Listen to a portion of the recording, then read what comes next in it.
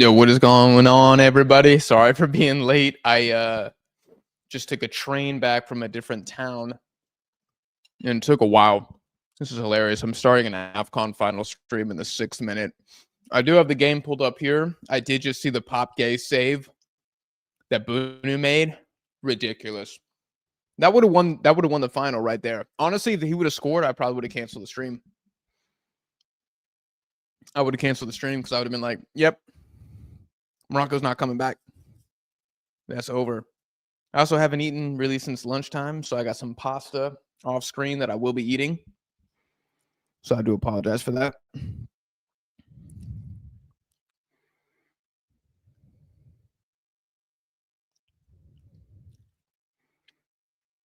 Morocco going with the white for the final. I did not expect that, actually. I thought they were going to wear their red.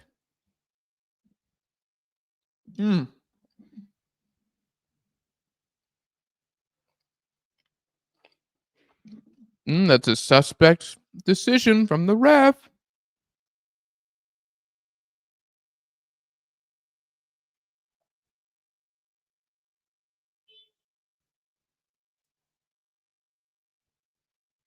I've been watching the opening 5. How's everybody looking? I mean, all I saw was the save. Senegal look better?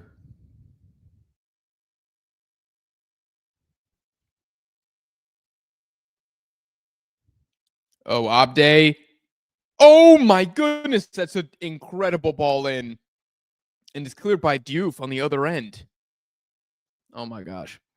Napoli Wi-Fi doing his part. Dude, there's no good Wi-Fi in the Mediterranean. Like, I'm fully convinced. That's why these economies are struggling, man. That's why there's not that many jobs. Can't even get a goddamn Wi-Fi connection half the time.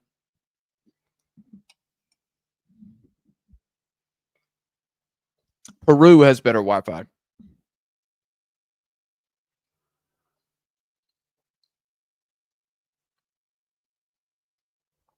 That Mizrahi is so good, man. It's disgusting.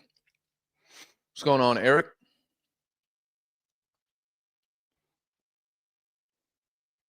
DeadBall TV every time. What's going on, Faraso? Brahim MVP.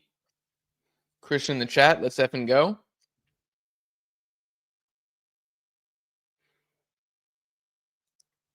American Auto Transport LLC says he's driving to Albuquerque, so he's just listening to my stream. Oh, God. All right, well, I better make this good then.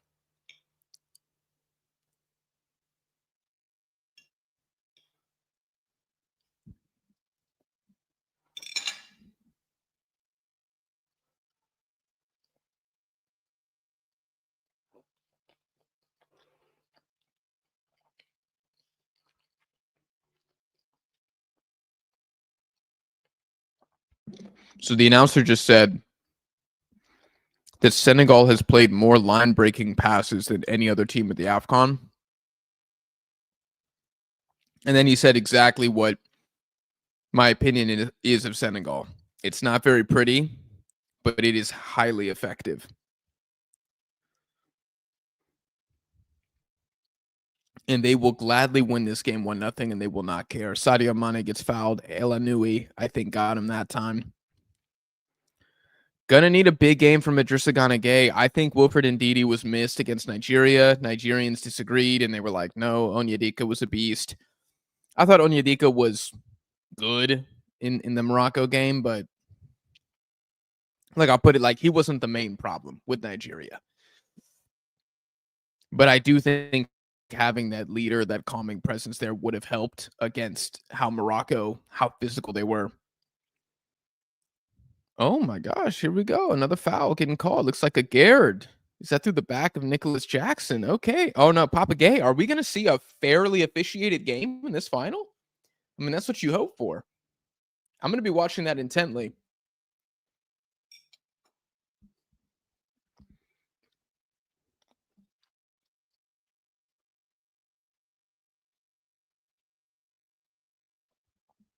Reminds me of Qatar at the last Asian Cup.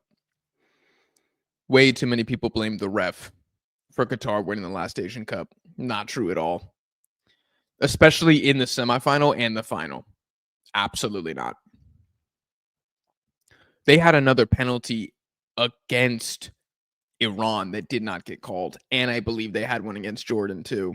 So like they had appeals to get more penalties than they had. Set piece here for Senegal. It actually looks quite good, and it's gonna be. Looks like Senegal does connect with it, but it's not enough. Kind of just goes out behind.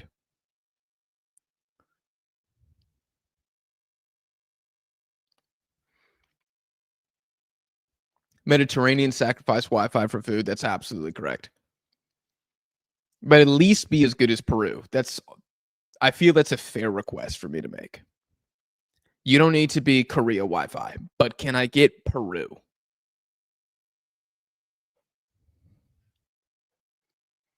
You're unironically a great commentator, and I say that as your biggest hater.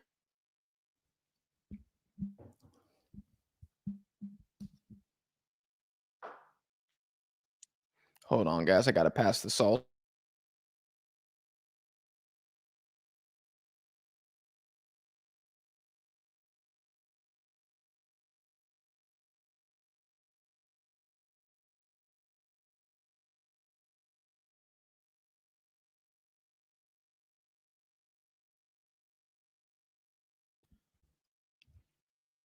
Sorry.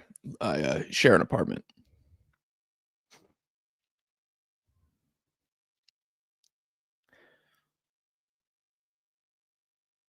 Christian says he can't do any other watch-alongs anymore. They're too quiet. What do you mean too quiet? Like the other people don't talk? Oh, Saibari. Just outside the box, he's going to get a shot off, and it's well blocked. I think Senegal need to close that out way sooner. Oh, my goodness. No, everybody's backing up. He's in the box. No, that's not good.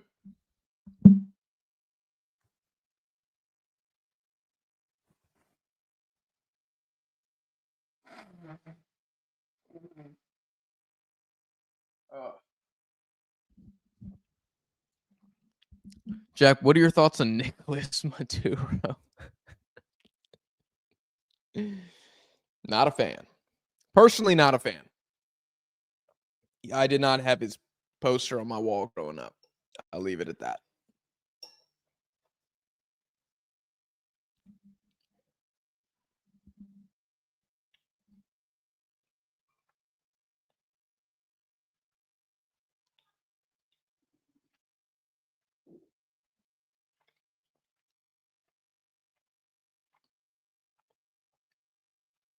So I will talk and commentate more when I'm finished eating, but I am starving.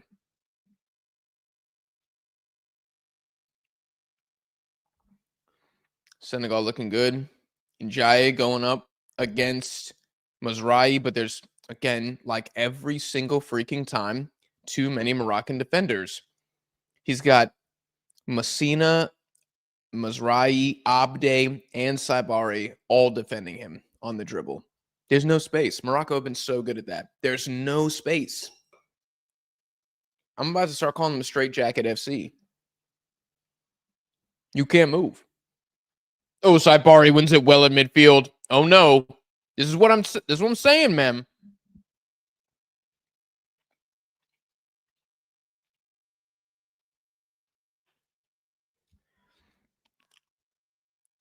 Oh, Abde almost does well, but then he turns into Real Betis Abde again and just isn't good. He's just such an average player. It's insane. It's insane how much of a pace merchant he is. And people are like, Jack, did you know that Abde went to the Barcelona? I don't care. Look at me. I don't care. He's not good. This is the same thing with Tim Weah, man. And then twice a year, he'll do something genuinely impressive. And then everyone tweets at me and they're like, are you going to apologize to Tim Weah because he scored his second goal of the season in February? And I'm like, no, I'm not going to apologize. I'm right. He's buns. Abde is a pace merchant. If Morocco had a genuine left winger, oh my gosh, man, they would. If they had more of the Mane archetype, Lord help us all. Lord help us all. They're going back to the semifinals.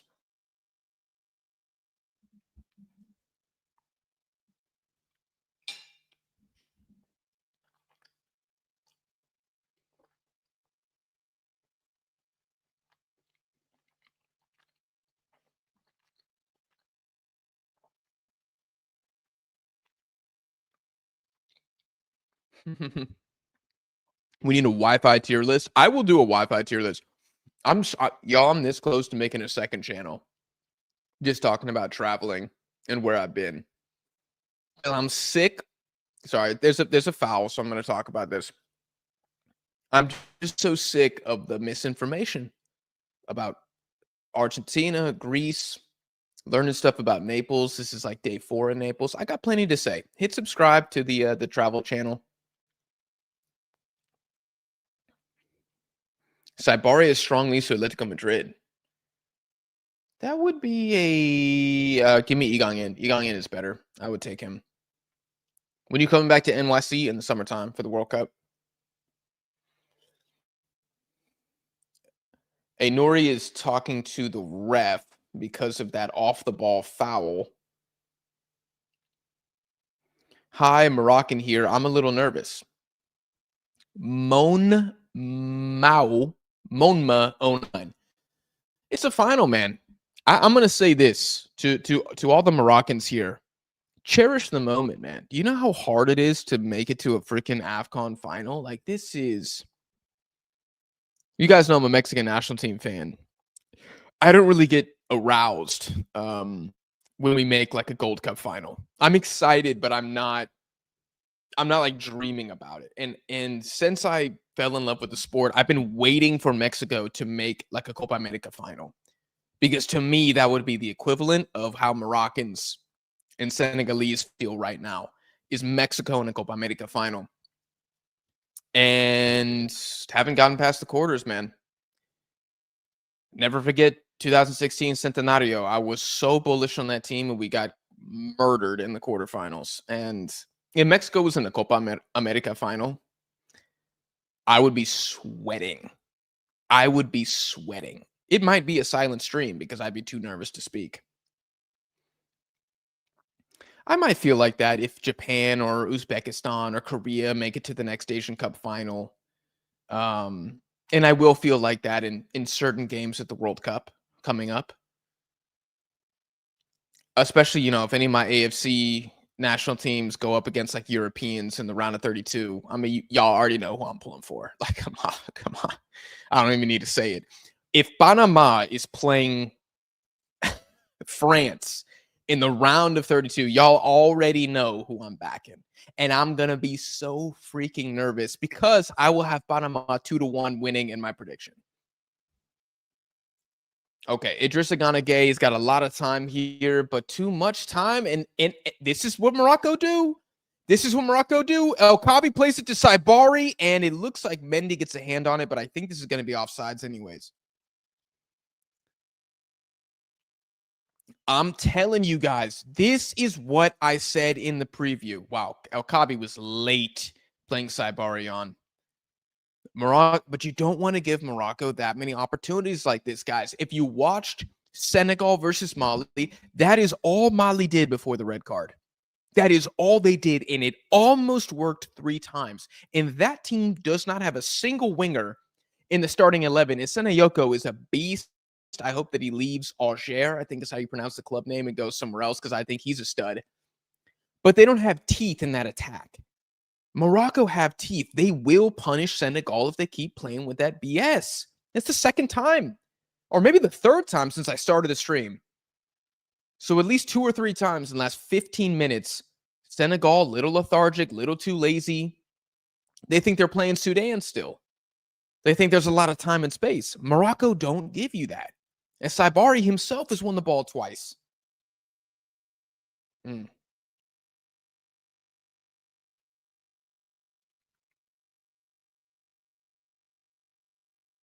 What's the eats looking like? Oh, it's not aesthetic anymore, El Tigre. It did look good until I ate 80% of it.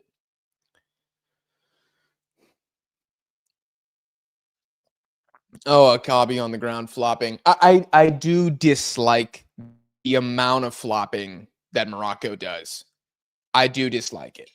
I'm sure Moroccans love it in the gamesmanship and it's cool, but as a neutral, I don't respect it.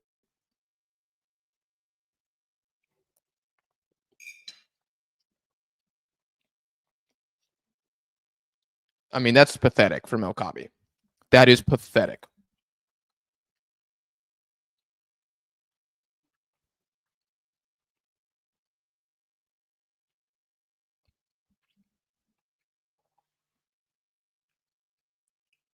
Come on, man. That's crazy.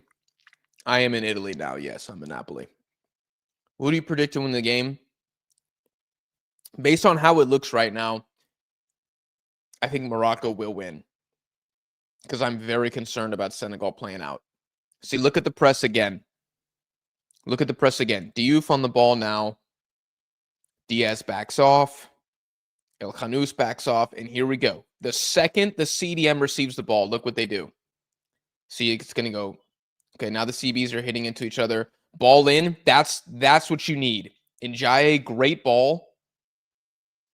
That's what you need to do. And now it's back to the goalkeeper because Morocco, even though that line-breaking pass was great from the Senegalese center backs, you got to be able to control the ball. And this is where Morocco make it hard. They make it hard because they press you very well. There's no space in the midfield. And the receiving winger is immediately harassed. Like they're always on the dude's back. Yellow card here for Kamara. And now he's throwing an elbow at Messina. I would be incredibly careful. Now he's bumping into the ref. If I'm Sadio Mane or Idrissa Gana Gueye, I'm dragging him away. I'm saying I'm going to beat your ass if you get a red card.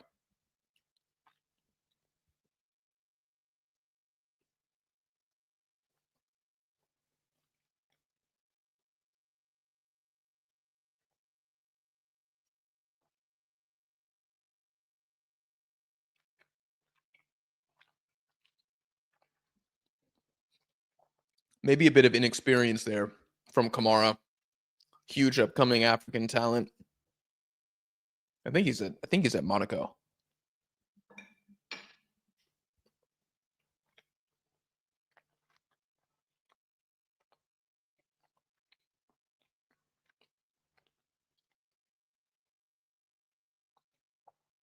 Senegal got to be good here, man.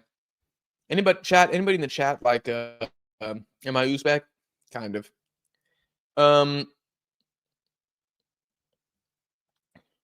Coco Carrasquilla to Ajax Athens. Here we go. Is that confirmed? No way.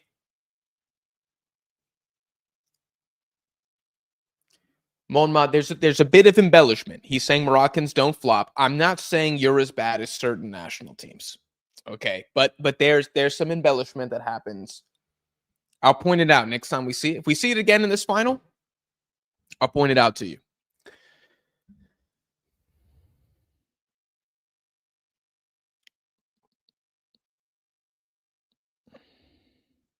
Thoughts on Elias Montiel not getting called up? Fan of yours, even as Usman's national team supporter. Well, I want to say thank you, Chris. It's very kind of you to say. Montiel is the weird one that hasn't really gotten into the senior national team. And because this is like a domestic camp, it makes even less sense to me. But to be honest, man, I've been all AFCON for about 5 weeks. So maybe Montiel has been poor at club level. I couldn't tell you. Even if he is, though, as a future talent of the team, you have to call him up. Because you're going to be playing Panamanian and is it Bolivia, our other team? Domestic squads as well.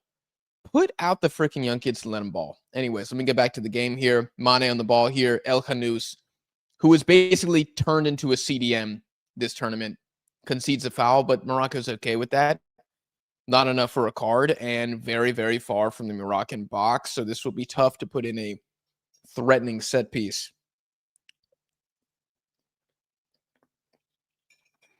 Y'all, I didn't even know that the Bills lost last night until I woke up and I was like, oh, hell no.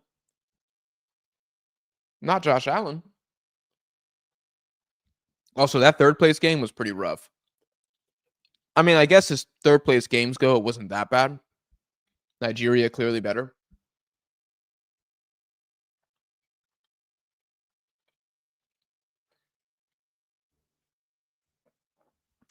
Egypt were not the fourth best team of this tournament. Y'all can get mad. Y'all can hate me. Hell to the no. Oh, I thought it was very funny. The commentator, what's his name? I think his name is Mark Gleason. I think that's his name. Pretty well-known African commentator. Was talking in the third place game about how Egypt's defense has been so good this tournament. And I was like, I mean, I think been solid.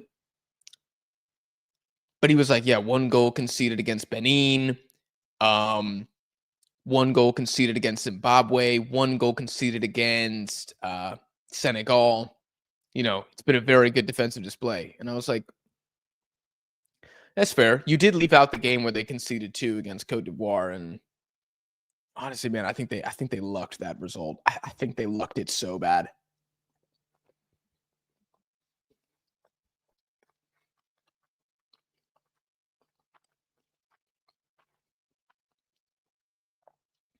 Njai with Mizrahi all over him. That is phenomenal defense.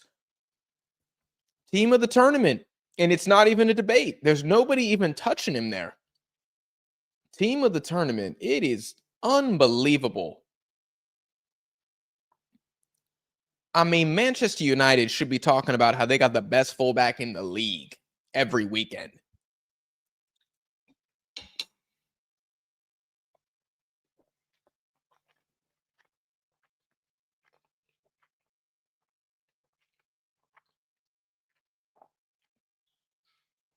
And the craziest thing was in every passing round, Egyptians were more and more bullish that they were good. And I'm like, not really. Not really. If I'm ranking the teams and their performances at the tournament, I would still say Egypt was not a top 5 team.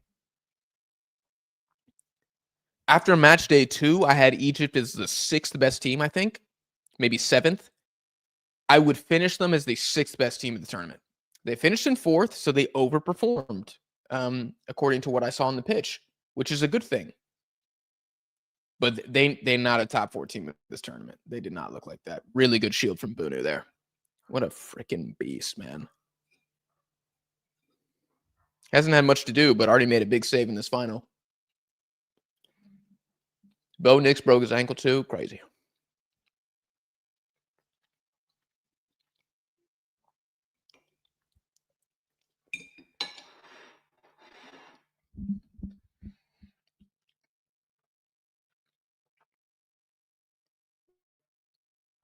Unsurprisingly, the pasta is very good here. As is the pizza. I've had pizza every day, and I don't even really like pizza. I was very scared about coming here because I just don't like pizza or pasta that much. But I'm when in Napoli, I do as the Napolitanos do. Very little Brahim Diaz in the opening 30 minutes. I forgot my man was playing. I forgot he was playing to the point where very, very quiet semifinal as well. If he doesn't do enough here and Senegal win, I think Mane will probably win player of the tournament. Abde, he's got 2 guys on him. Takes too long, as he tends to do. Mizrahi, step there, and Njai with the penalty with the foul. Dangerous position. Not a very smart foul. Does anyone else think Mizrahi's legs are too skinny to be a professional footballer? He got some skinny legs, dude. He looks like he should be very easy to bully, and he's not. So there's some skinny legs, but there's some strong legs. He's probably doing some one-legged squats with a lot of weight, you know? Are you on a honeymoon? No, I'm not. My honeymoon will be in Asia. I can tell y'all right now. It will be in the plains of Mongolia. What 3 African teams would you put in the Euros, and how far do you think they would go?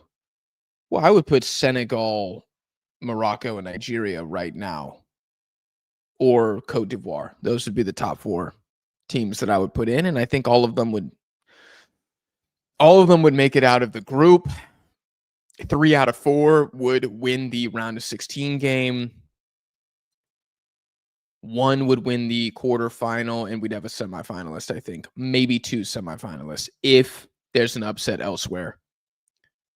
But I don't think they get grouped. I do think that they would still lose against the European powers.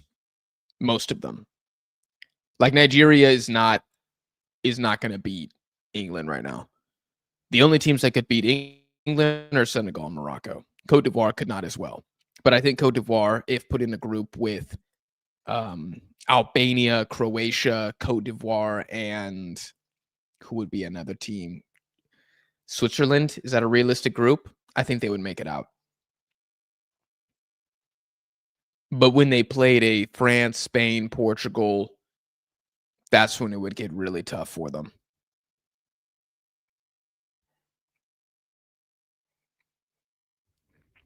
Am I tripping? You guys think we get more than one semifinalist? Oh my gosh, this is scary. Pop Gay is getting pressed. El Hanous is running. All he's done is run. He must have one chance created this tournament in 35 tackles. This is a guy who's an attacking midfielder for Leicester City. And he has turned into N'Golo Kante. It is remarkable. So I'm saying the desire for this team is really, really high. Diouf gets around him here. Oh, he gets very lucky here. Brahim Diaz is trying to press. Diouf does incredibly well here. Senegal need to take advantage of this. Pass the ball up. Ndiaye dribbling too much. Elanui with a great Saibari, big body. Oh my gosh. Lamine Kamara recovers.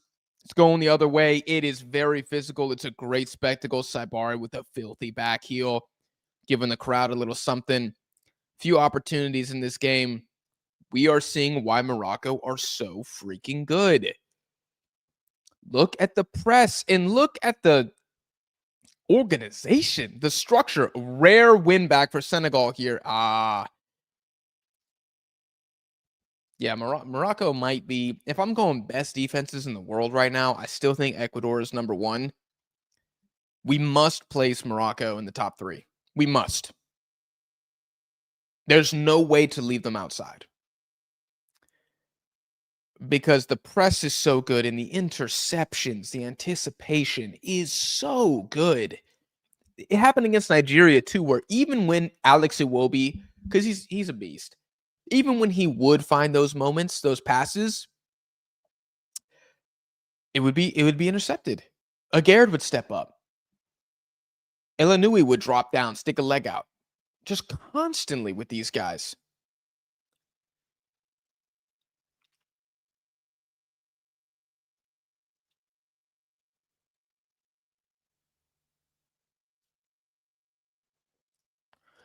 There's no way 2 African sides reach the semifinals. I said 1. Didn't I say 1?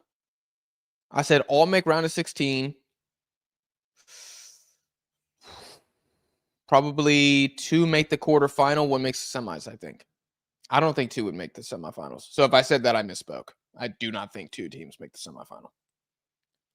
Only Morocco and Senegal could make a semifinal. Let me be very clear. If Nigeria and Cote d'Ivoire got a very favorable opponent, they could make the quarterfinal. Which AFCON team would go the furthest in the World Cup? We're looking at them right here. These 2 guys. I'm going to say Morocco because their group is significantly easier.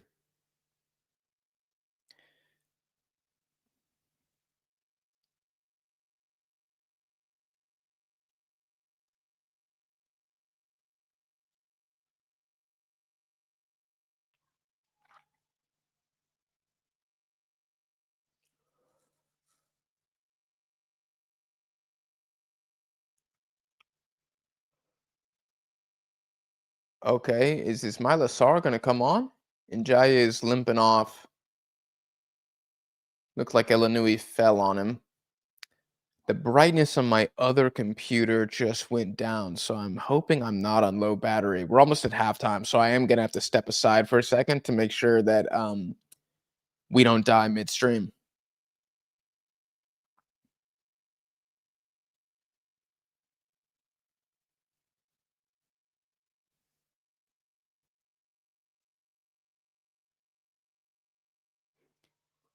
Cape Verde not making the round of 16? I agree.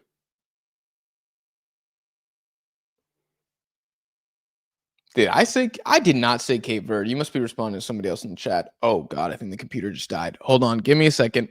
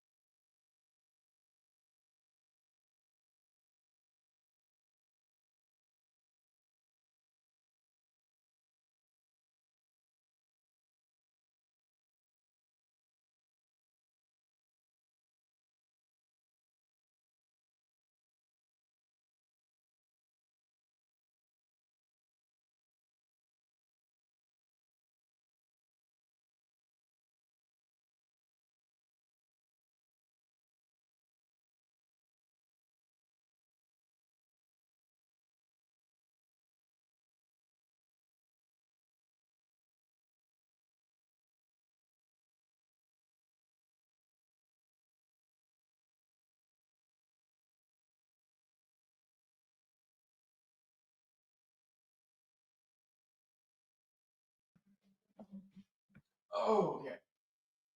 Oh my gosh. Okay, both times I've stood up, there's been an incredible opportunity for Senegal. That's an insane save from Bunu. Oh my goodness. That is an insane save from him.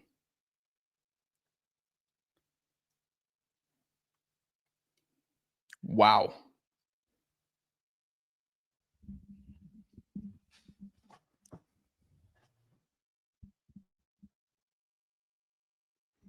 I did miss a big chance, didn't I?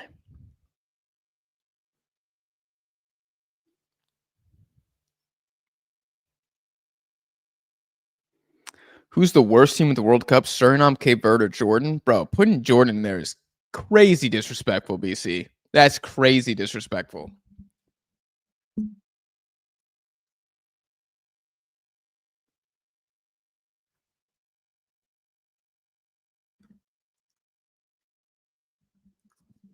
Asian Cup finalists, and they deserved it.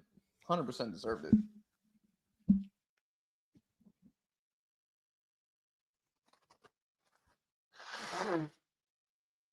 Oh, Mane. Oh, Mane. What the hell? It looked like they just fouled him, but I guess. Oh my gosh, bodies flying everywhere. Hold on. My headphones disconnected.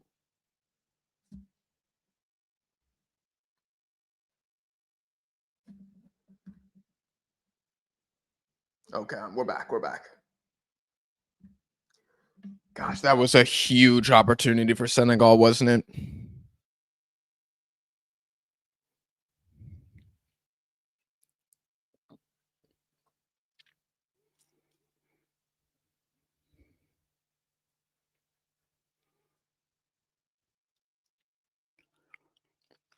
Two pretty good opportunities for Senegal, one pretty good opportunity for Morocco in the opening 40.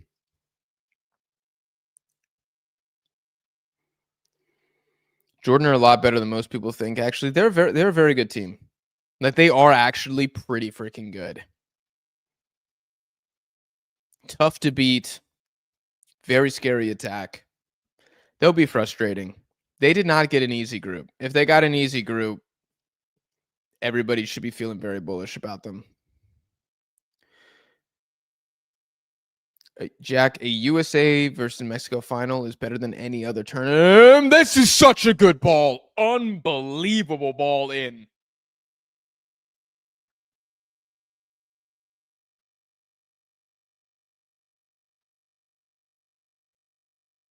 Wow, Obday.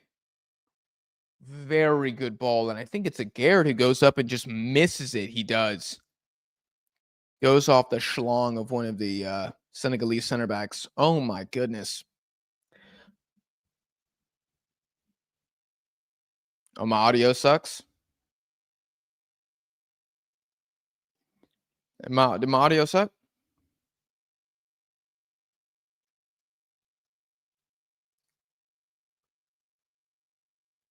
This is actually a good game. I agree. Is the mic bad?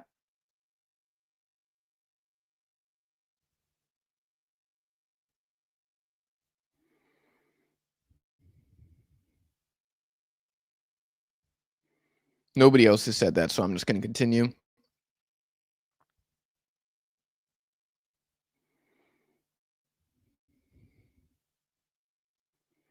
Foul in the middle of the pitch.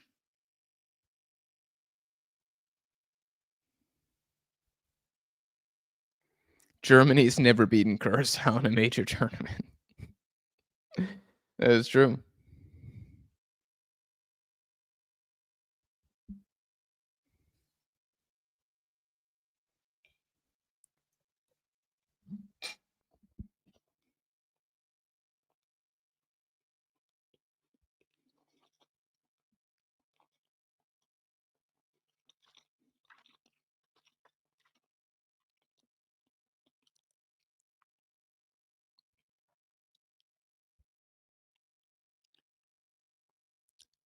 Abde in the box. Abde. Oh my gosh. Saibari. What a freaking slide.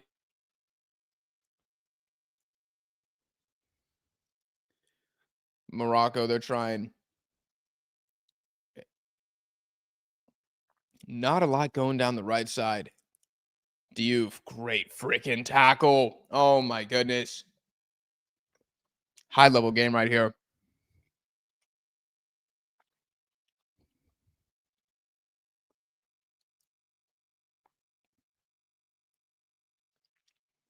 Brahim getting pocketed.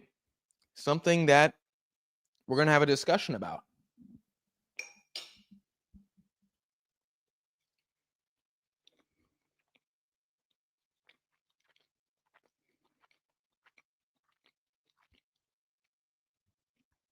BC, I see and acknowledge your points. You're being a bit of a stat and history merchant, which I appreciate. I have a history degree, but I do think that Africa and Asia are obviously getting better than how they've been historically. So I don't really care what I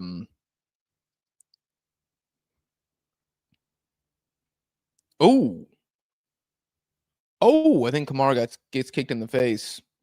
Completely accidental, it looked like. But I think Asia's clearly the strongest it's ever been. Clearly the strongest it's ever been. Like, there's not even a debate. Is CONCACAF the strongest? Huh.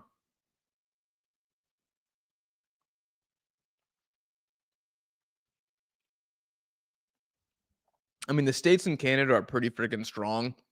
And even the worst Mexico ever, not ever, probably another team has been worse, but one of the worst Mexico's ever is still pretty tough to take down.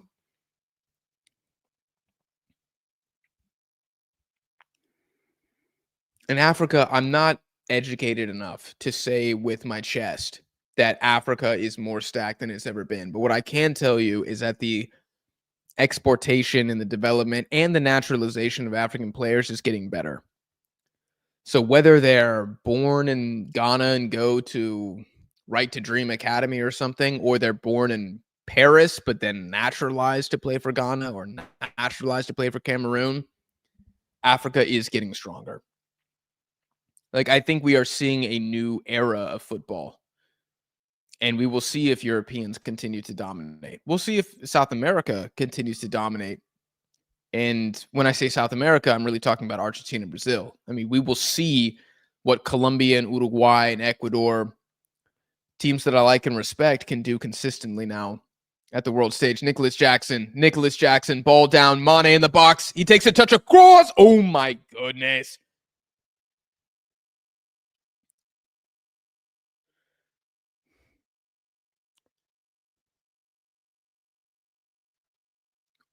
Ooh, Mane with a beautiful touch in the box on a Gerd. That was disgusting. And Messina comes across. He's been very good. I don't think I've heard his name mentioned enough. He's been very good.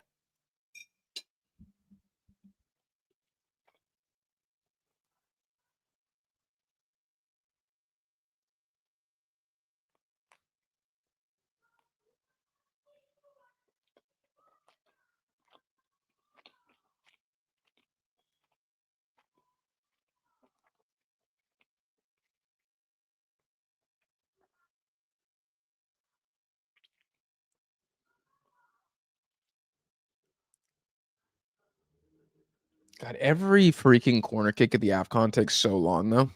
Anybody else notice that? Oh my God, now we got guys falling in the box every time. When I watch the replays, like I had to watch the semifinals after the fact, basically every corner kick, I would click jump ahead 60 seconds. And about 8 times out of 10, the corner kick still had not been taken. About 80% of the time, it took more than 60 seconds to take the corner kick.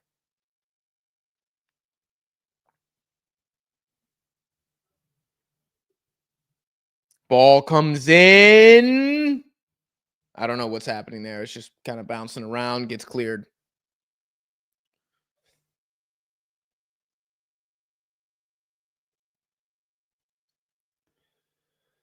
Here's Brahim Diaz on the left side of the field somehow.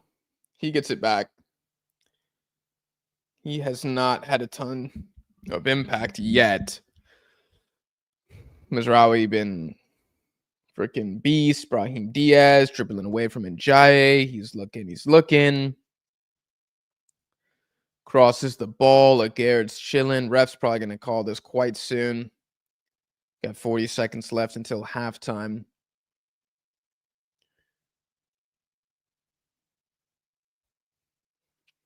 Abde Elanui to Agaird. Senegal sitting back now. They win it, though. Nicholas Jackson kind of pokes it free from Agaird. Big body pop gay. He's saying chill, though. Yeah, they I guess they're trying to kill the half.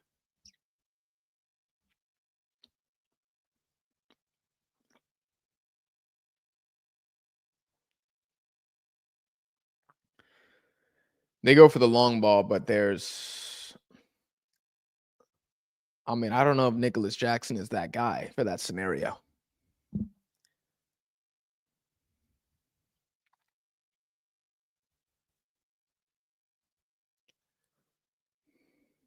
Ooh, my goodness. Njaye with a chance created.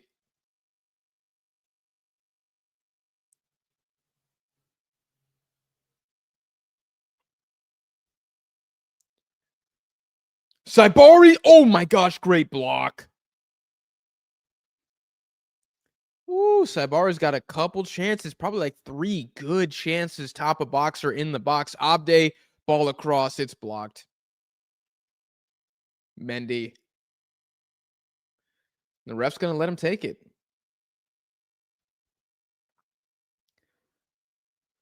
Ooh, Njaye had, Kamara had 2 teammates wide. Gosh, that block from Mizraoui is, this guy is disgusting. He is absolutely disgusting.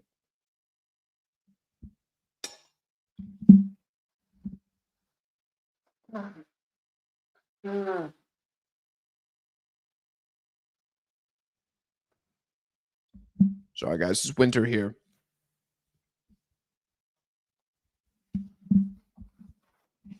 That is halftime. Okay.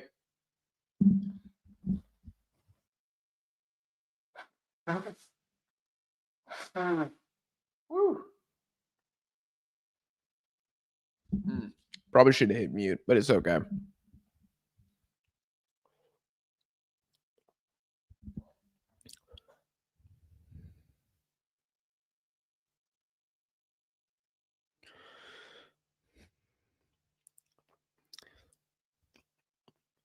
People told kids in 2022 is the start of something big for Asia. They were terrible in 2026. Sure, dude, but that was 20 years ago. Like, look at the Asian players who existed in 2005. They are not as good as now. period. They're not.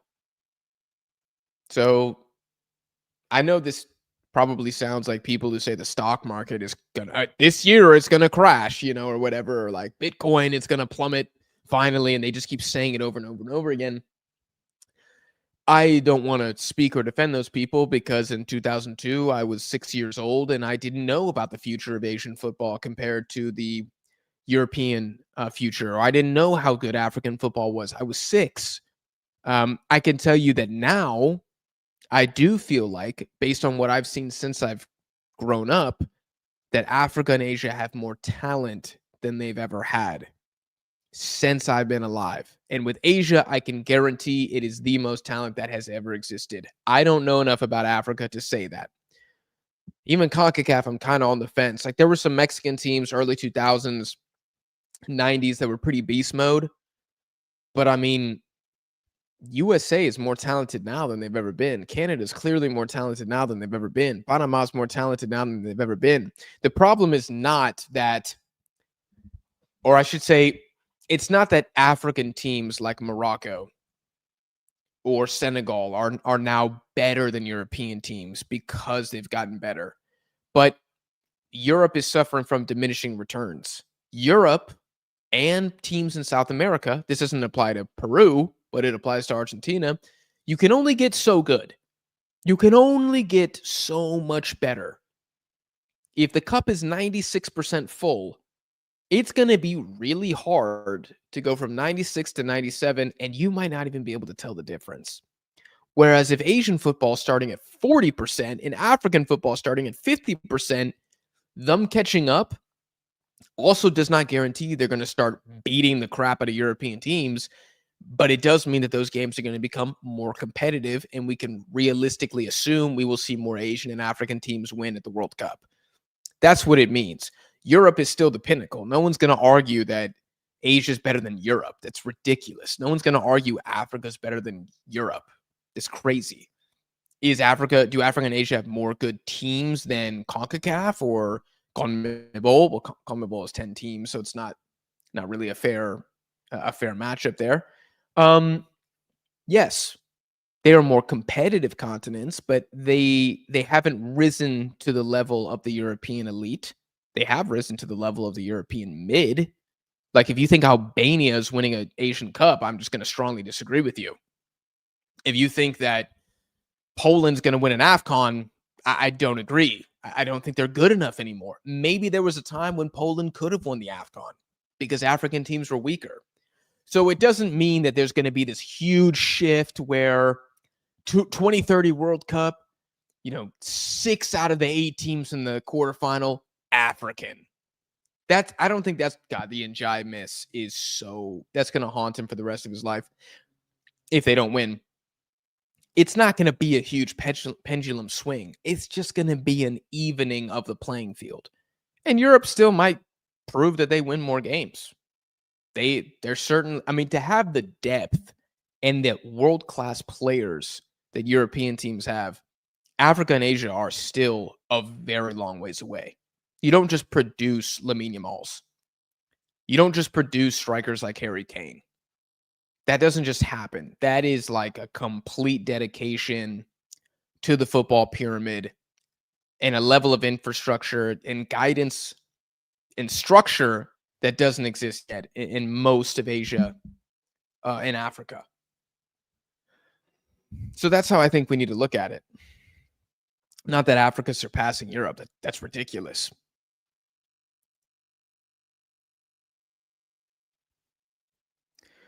Senegal should be up 1. Senegal got this. Responding to some of you on the chat.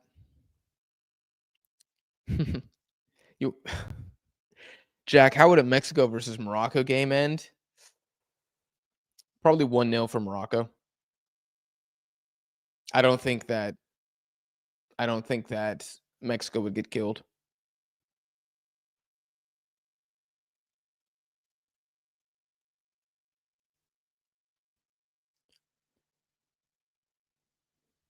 BC, I can't tell if you're arguing with me or somebody else in the chat because I'm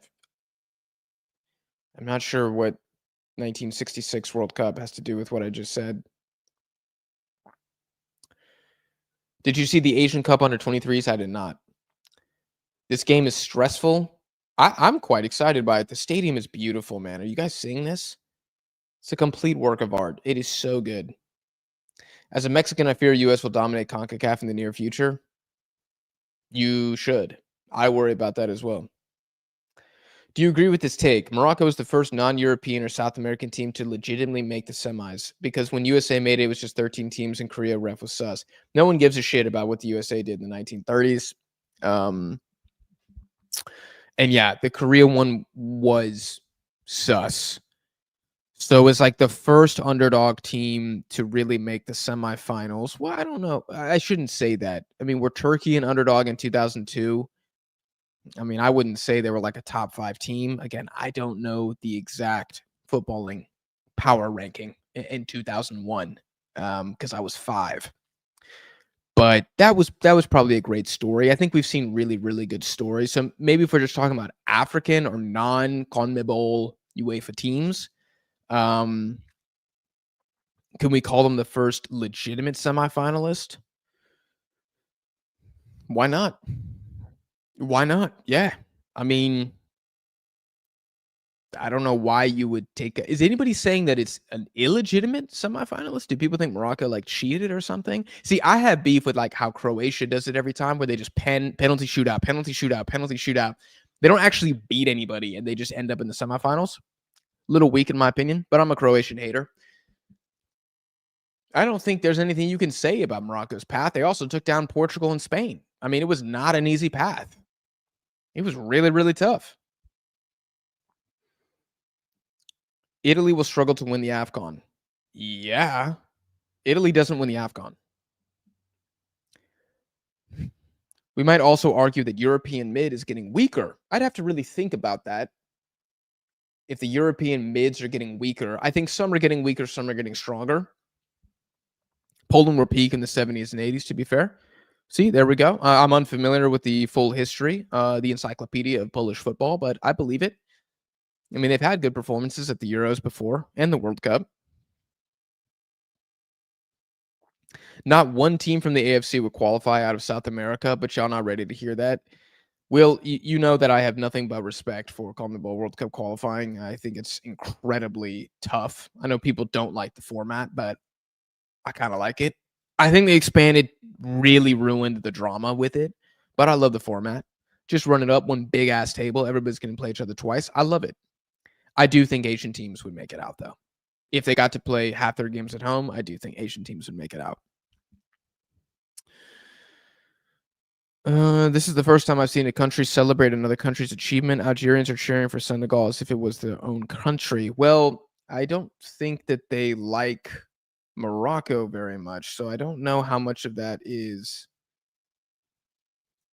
Senegal themselves and how much it is that just they want to see. Oh my gosh, that was Nicholas Jackson with that pass to set up in Jai. That was so good. That's the first time I've seen Mizrahi really beaten for space like that. Does Dinoguay's World Cups count? Yeah, I mean, they count. Just keep them into context. Super chat, what do you think on Herdman in Indonesia? I think it's a good appointment. I don't understand why people doubt it or hate it. I don't know if he's going to be a good tournament manager, but I think he'll do well in qualifying. Why don't you support the American national team if you live there? I've spoken about this a lot. My mother's side of the family is Mexican ancestry, and I already support the U.S. and basically everything else. And I don't think that if the United States won the World Cup, anybody would care that much. I shouldn't say anybody. I'm trying to not speak in absolutes anymore. I am not a Sith. The vast majority of people wouldn't be affected emotionally by the United States winning the World Cup. Whereas if Mexico won the World Cup, it would mean everything. And so I wanted to support a team. First, I thought it was cool to support something from my mother's side, but also I just know it means more. That's why. Because if Mexico won the Copa America, there would be parades everywhere. If it won the World Cup, it would be, yeah, it'd shut down the whole damn city. It's the only thing that will stop cartel violence. That and Dragon Ball Z. United States winning it, it would just be a little bit of arrogance, I think, and yeah, good job, boys. And then we would all move on within 48 hours. That's why. Venezuela was at one time third place in the world, and now they're 83rd. That's a crazy fall off. That's a crazy fall off.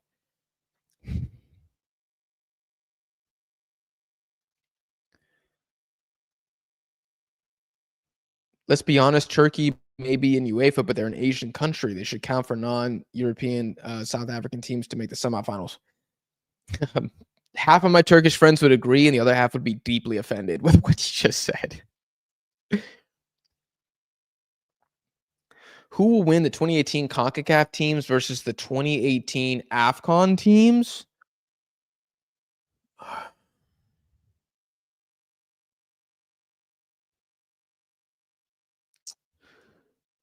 Dude, 2018 wasn't that great. 2018 was not that great. I mean, Mexico was pretty solid in 2018, but I feel like the rest of the region was not good. That was also a pretty low moment for CONCACAF. I feel like Panama was solid, but not as good as this generation. Costa Rica's golden generation was dying. USA didn't even qualify. Canada was before all of the new dual Nats, and Alphonso Davies, Jonathan David era. It was pretty bleak. And then Honduras were also like kind of dying at the time. I would say Africa 2018.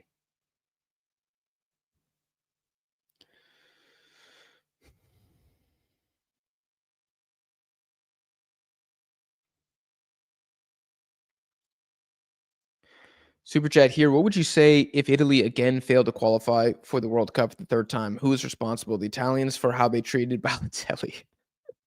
I mean, in defense of the Italians, Balotelli seems like a tough guy to get along with, given that he lasts at clubs for like 2 months and then they terminate his contract. So he might be a bit of a tool. I wouldn't just blame it on the Italians, although I don't find them to be the nicest people.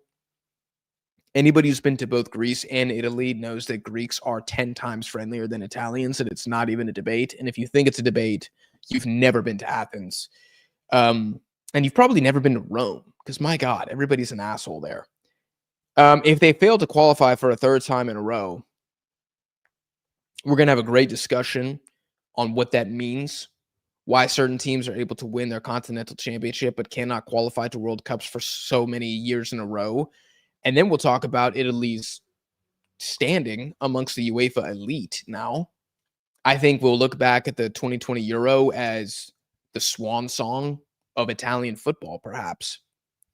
And alarm bells are going to be ringing. And I'm actually expecting either there will be more investment in Serie A as Italian teams panic and try to, like, I don't know, get their performance back to standard via clubs. Or people will see Italian football as dead. I don't know. It would be very damning, though. Very, very damning. I mean, it's similar to Nigeria. Similar to Nigeria not being able to make it. We saw how good they are at this AFCON. For them to not have qualified is embarrassing.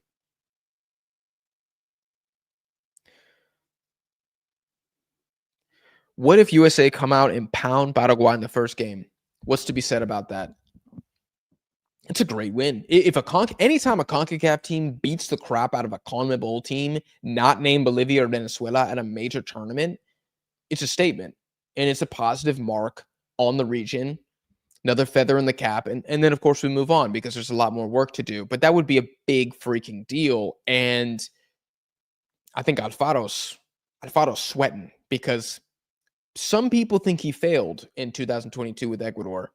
To lose 2-0 or 3-1 against the USA in the group stage this time would look bad. You cannot lose to the United States as a South American. It is simply unacceptable.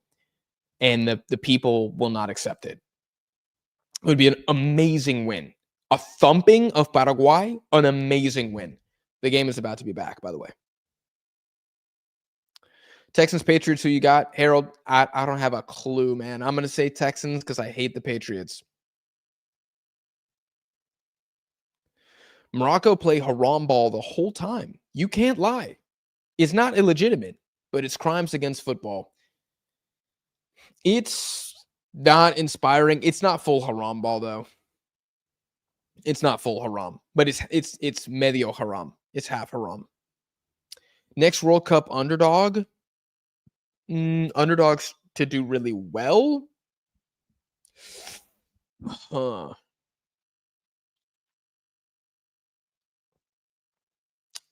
I mean, you guys know I like Australia. I like Australia at the next World Cup. I think in terms of like sheer surprises that very few people would see coming, if DR Congo qualify, I think they could be one of those teams because people wouldn't expect them to make it out.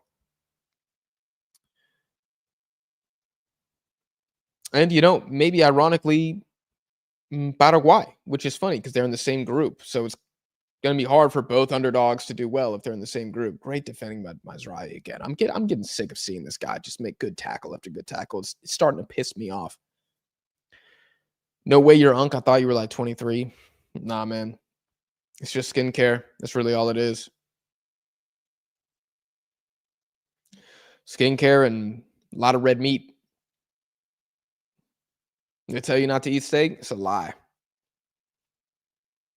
It's a lie. Oil money better not change you, Unk. Totally changing me.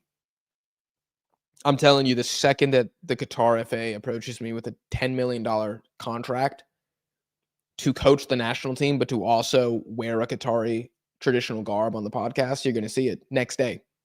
Next day.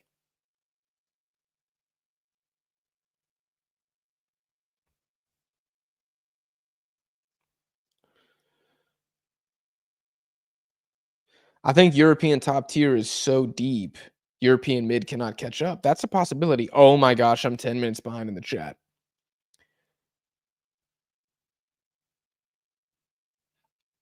How far do you think current Uruguay do in AFCON? They're Uruguay. They would make the quarterfinals and then lose.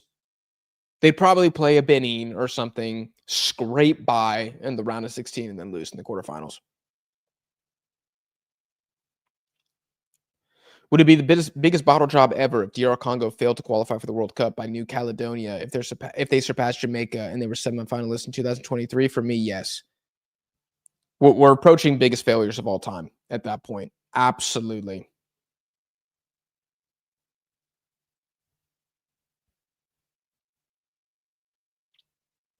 Ecuador overrated as poop. Maybe not overrated as poop, but they are becoming very inflated. They should be respected, but I don't think they should be feared. I don't think they've earned the fear yet.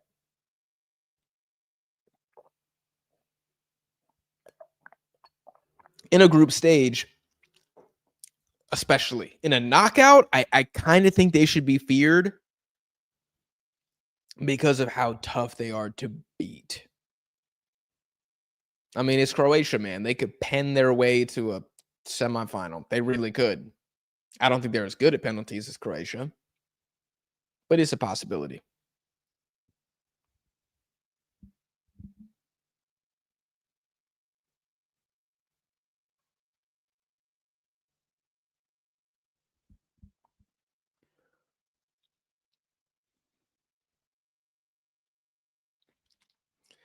Jamaica deserves to miss for letting Curaçao qualify directly. I mean, you're not wrong for that. Okay, let me get back to the game a little bit here. Abde, oh my goodness, it's a great clearance from Diouf. Really, really good. Another corner here for Morocco.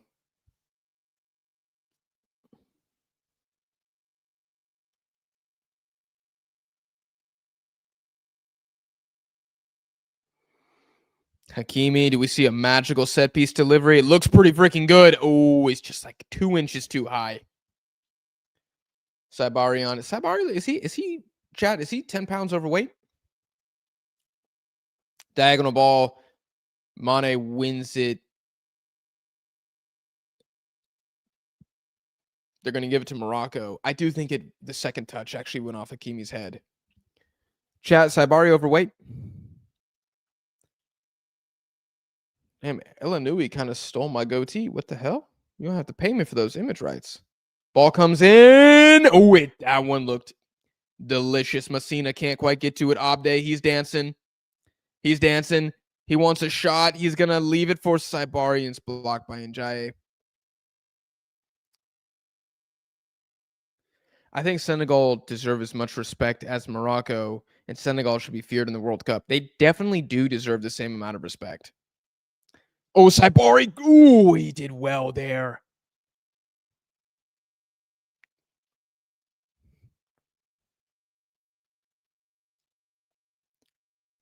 God, who's the guy who's in for Koulibaly? Sarr, Mamadou Sarr. So good in this game. Ecuador are a terrible tournament team. They've won semifinal all time at the Copa, and it was at home. Only gotten out of the group at the World Cup once. BC, again, you are correct. Oh my goodness, they're going to call a foul here. They're going to say that Mendy catches.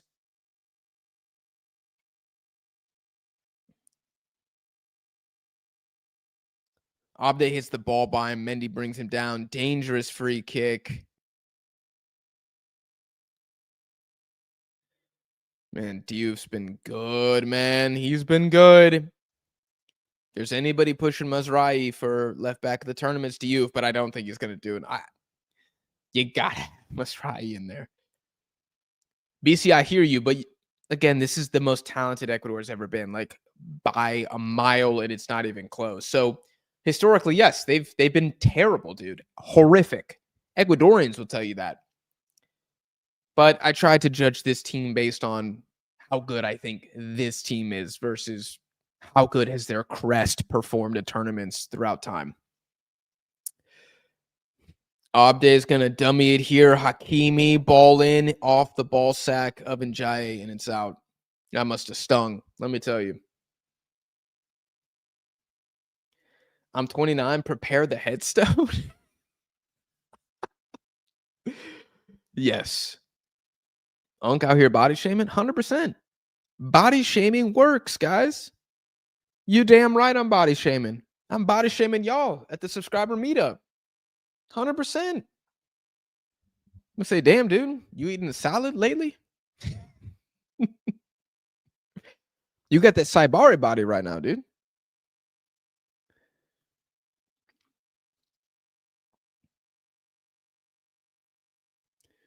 Oh, Diouf. There's El Khanous. All he does is press. Legend has it, El Khanous does not have a completed pass at the AFCON. He just tackles. Jack, we're halfway through the match. You see a possible tie with possible. Yes, yes, yes, yes, and yes. This has gone. The only thing I feel I got wrong was the quality of chances that Senegal have produced, because they've gotten two remarkable ones. I didn't think they were going to get that. And the fact they've wasted them is concerning. Jackson tackled by Mazraoui. He does really well there. Njaye goes backwards, and the ref's going to call it.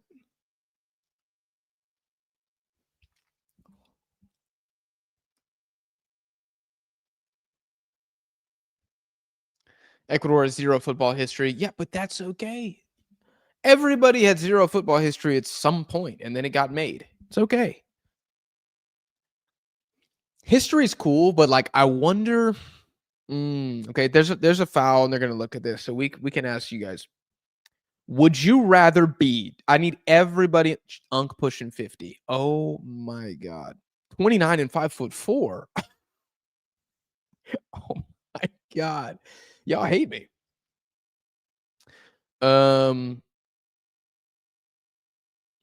Boston Stone.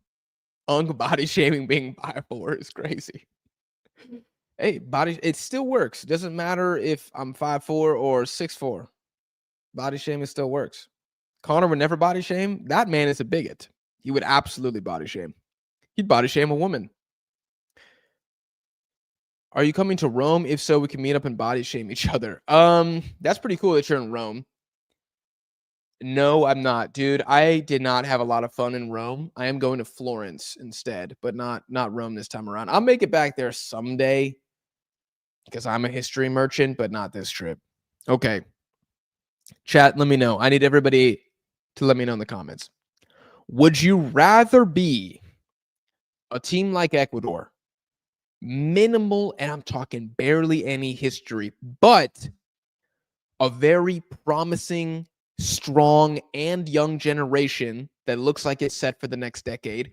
Or would you rather be a team where all of its success happened in like the 60s and 70s? Maybe you've won a couple Copa Americas, or if you've won a couple AFCONs, but you haven't really done anything recently. Which one would you guys prefer? So basically, your dad and your grandfather, probably more like your grandfather, saw a lot of success, and your national team has history, or your dad and your grandpa saw very little, if any, success, but you have the golden generation. Which one would you guys take? Which one would you guys take?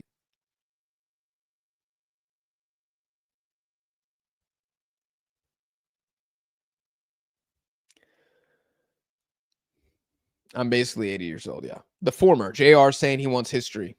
John saying history because they can pick up again like Uruguay saying this as a Colombian. Okay. I like this as because Colombia is not a South American power, which I think sometimes people our generation forget that because they've been quite good in the last decade. They've been a quite respectable team, but they don't even have the history of like Peru, you could say. Peru or Chile, historically speaking, are better than Colombia. This is a great perspective because Colombia is very strong right now.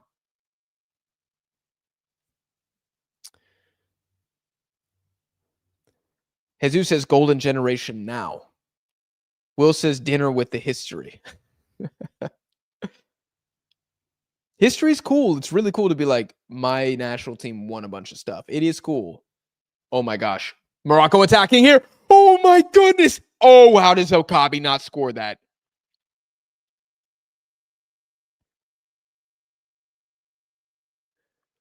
Brahim Diaz. Was that him?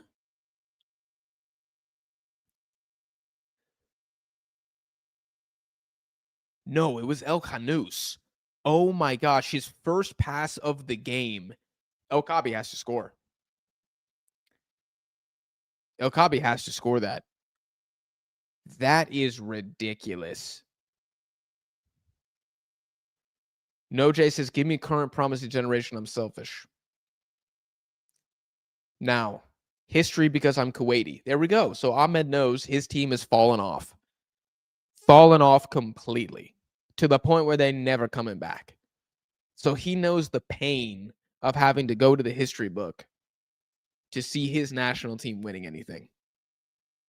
We should listen to Ahmed.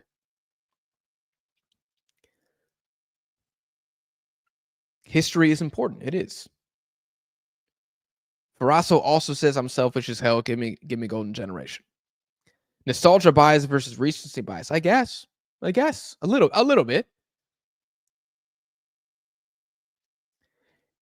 Atal says if I'm being grandfathered into fandom, give me the winning generation. Okay. I would rather my country won a World Cup in the 50s than being informed now. That's interesting. If Mexico won a World Cup in the 50s, would I really, really care? I would be very proud of it. But if that meant that we sucked now, oh gosh. I think I would still be okay though. I mean, I like history and it's obviously in the past. So, and Jai is dribbling over 3 guys and Saibari takes him down. There's no right or wrong answer. I'm just trying to see what y'all think about this. Give me Iguodala. That's an underrated response. That's an underrated response. Morocco's going to lose because they're using the away jersey. It did seem weird. Oh, good ball here.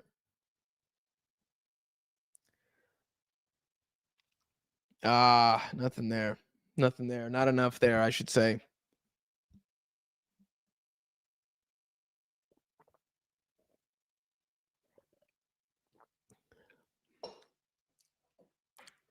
60-minute mark, lads.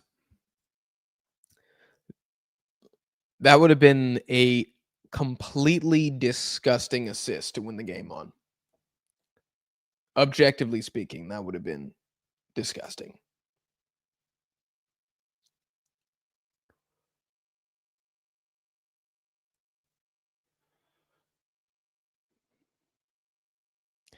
Five shots Senegal, 6 for Morocco.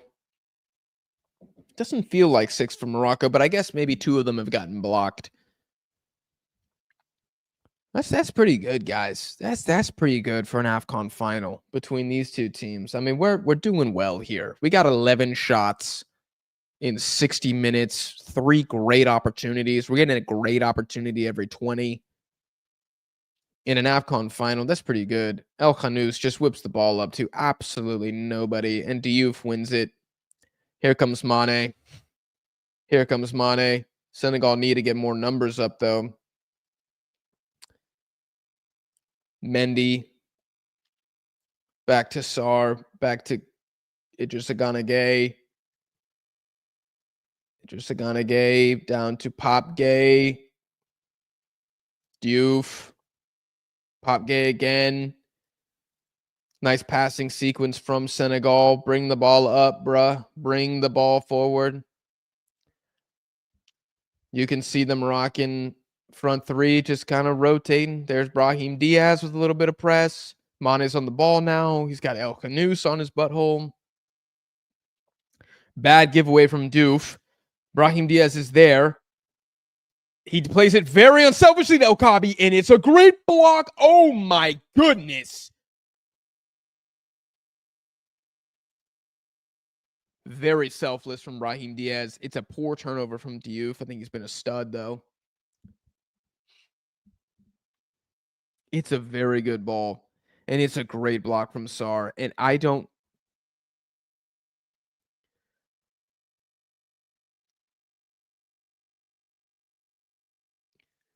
And Abde just screws it. Just absolutely screws it. What team do you prefer to win, Jack? I think I like Senegal to win more because I think it sets up juicier things to happen at the next AFCON. But if Morocco win, I ain't mad about it. I think it's cool.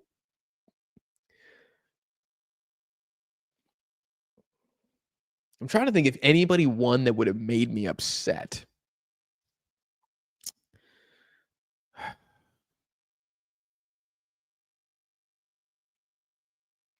I don't know if anybody would have made me upset. Egypt would have been annoying. Can I say that? That would have been like, man, there's all this freaking talent, all this hype around all these different African teams, and here comes the freaking Egyptians, and they just win it again. What a testament it would have been to the strength of Egyptian football, though. But that would have been a little dull. Sorry, Egyptians. I mean, you guys have 7. I just want somebody else to get a slice of the pie. That's all. It's nothing personal. But I want to see more teams get trophies. And I think this Senegalese generation getting 2 would be... It would put a stamp on it as one of the best ever, I think, in Africa. Long ball up for Diouf. I don't think he's going to get there, though. Yeah, he's trying, but...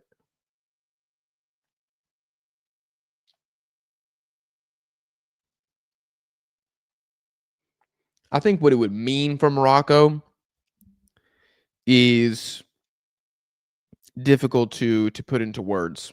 I think it would be a glorious party. Mazraoui again with another interception. It's crazy, guys. El Kaabi. Abde to El Khanous, going to play to Brahim Diaz. He's got Diouf on him one-on-one. Here comes Hakimi bursting up. They do have numbers here. It looks good. And ooh. Niakate with the deflection out. Great attack from Morocco. They had a lot of numbers forward. They haven't done that too much. Abde is average. Betis know this. He's got a moment of magic in him every once in a while, and he looks like a $60 million winger, but he doesn't have consistency. Jack is a socialist confirmed. Did I say something pro-socialist? Just now?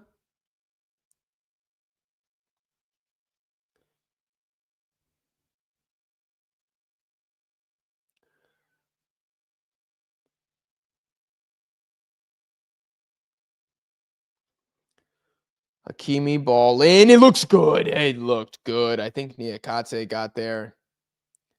Oh, that's a lot of blood. Oh, that's a lot of blood.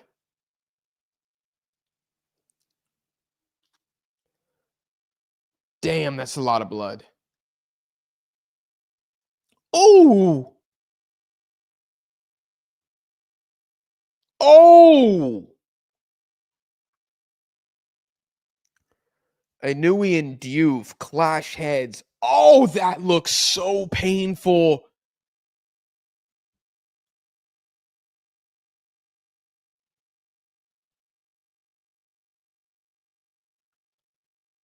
Oh gosh, man. That's scars. Yeah. He's gonna have to be subbed off probably and get some stitches.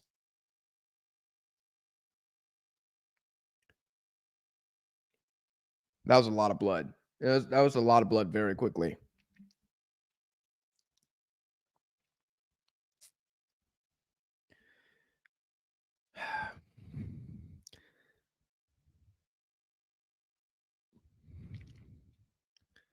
Who's been the better team? I don't know if there is. I don't know if there is a better team. It's completely even. It's completely even.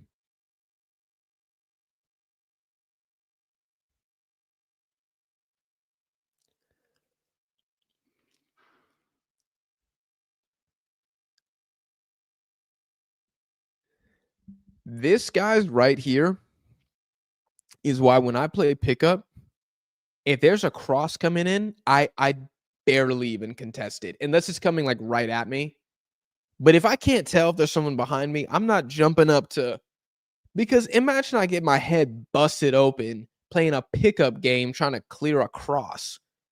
I'm going to feel like the biggest idiot ever. I got a $500 hospital bill if I'm in Latin America. If I'm in the States, I got a $10,000 hospital bill because I wanted to clear a cross. Nah. That's why you'll see me put in no effort. Even like during like Sunday League, I'm not really going up strong for those. I don't want to score off a corner. I'm good. I'll let my center backs win it. Ball pops out to me, top of box. I'll take a shot. I'm not playing this game because I don't get paid money to do this. I'm not doing it. Now, if we had a World Cup of YouTubers, of creators, and I was playing for either the Mexican national team or for some reason the Uzbek national team or the Japanese national team, you damn right I'm going for that header. You damn right. I would break my nose if it meant that I scored an extra time to knock out the English creator team. 100%. 100%. Or the Italians? Oh, yeah. I'm sacrificing vision in my left eye if it means that I put that cross in the back of the net and we win. But in a pickup game, hell no, dude. Y'all take it. You know, we'll play again. 0-0. We keep it pushing. But in a World Cup of creators, yeah, I'm going for it. Elanui might be done. He might be done. I need to play in Canada. No medical bills. Is that completely free in Canada or it's just heavily reduced? Unk doesn't want it bad enough. Let's be real. You play for the Panamanians. If they invited me, I'd have a tear in my eye singing that Panamanian national anthem. I don't know if he's going to be able to continue. He definitely needs a new shirt.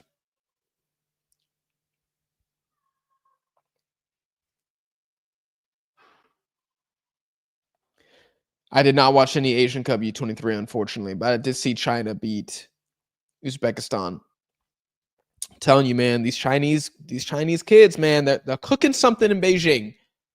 They are cooking something. They have some exciting players. They do. If I'm a Canadian resident, it's free. Oh, okay. Speed would break your ankles, bro. I'm following that, man. $40 if you want an ambulance, dude. Compared to the cost of the states. Although, to be fair, it seems like in Canada, people can't buy homes anymore because real estate's way too expensive. And I think some of that is the fact that like the population has just increased way too much due to immigration in recent years, that like the cities don't have the supply. So that sucks. I'm Moroccan secretly cheering for Senegal. I don't believe you. I don't believe you.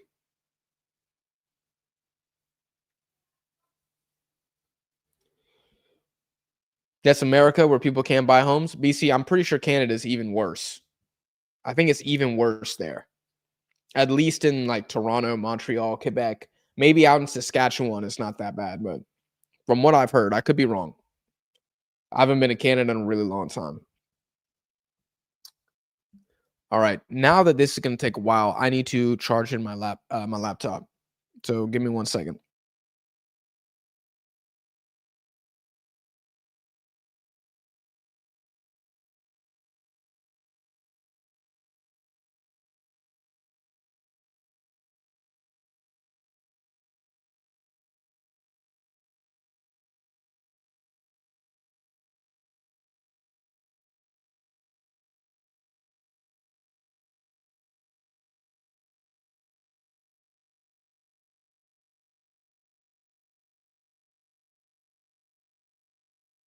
Chat, I lied. I'm actually going to go to the bathroom because this man's head is still getting bandaged up.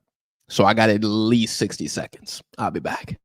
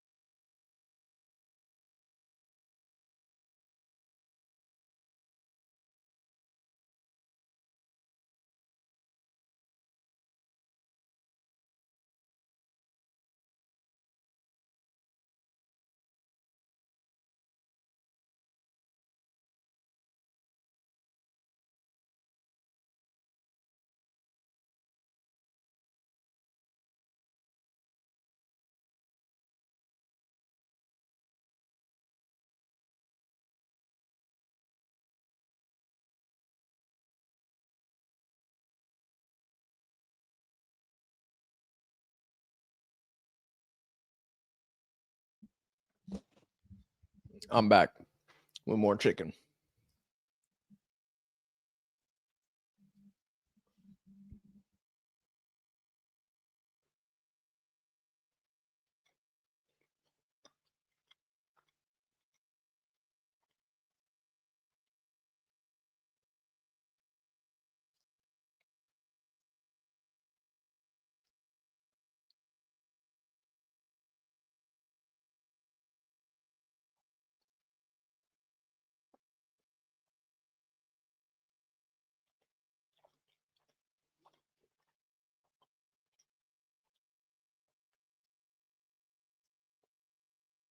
This AFCON's the worst AFCON I've ever seen. Not even one upset. That's a hilarious comment because I've already talked about this. Either there's a bunch of upsets and the AFCON's awesome, but the big teams suck ass, or there's no upsets and the AFCON's boring and predictable. I just judge it by the quality of the football that I'm seeing. I think it's been very exciting.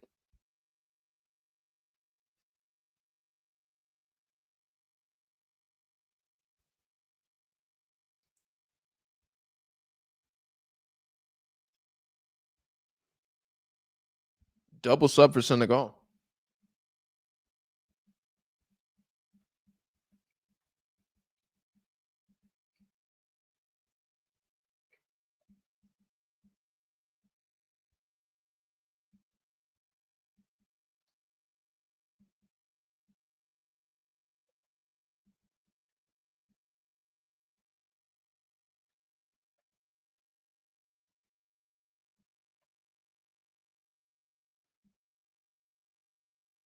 El Khanous just dribbles out of bounds. That was kind of funny. That was kind of a comical moment.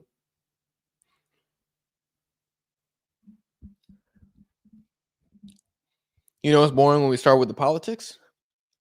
I haven't done too much politics this stream.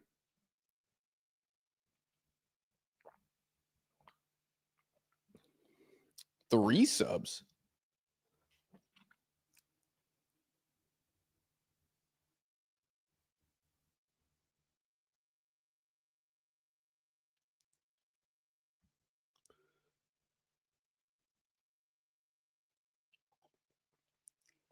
I mean, Kamara offer Smanasar.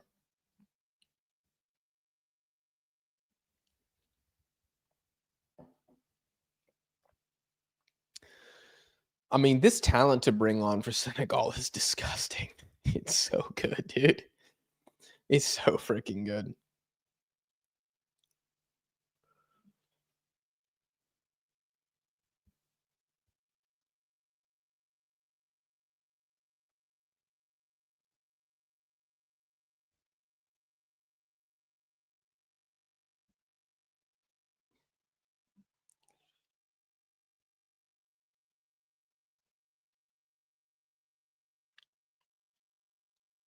Top 3 AFC versus top 3 CONCACAF. Top 3 in Africa, or sorry, CAF. I said CONCACAF. Top 3 in Africa is stronger.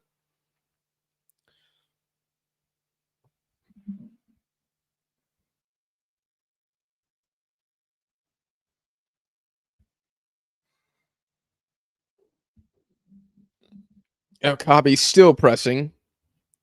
Okay, so in the 60th minute, it was 5-6 shots in advantage of Morocco, which means in the last 17 minutes, we have not gotten a Senegalese shot. Morocco has had 3.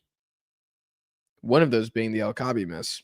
Oh my gosh, I didn't even plug in my computer. I'm an idiot. Hold on.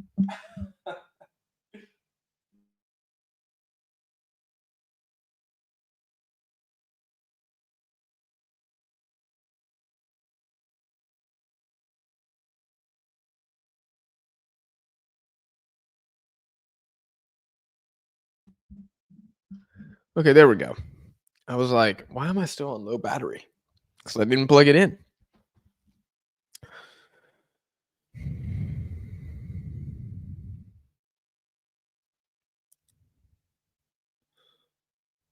I thought Mendy did okay. He did okay today. Did get beat a few times, but he was okay. Boring final? I don't think so. It's a good 0-0.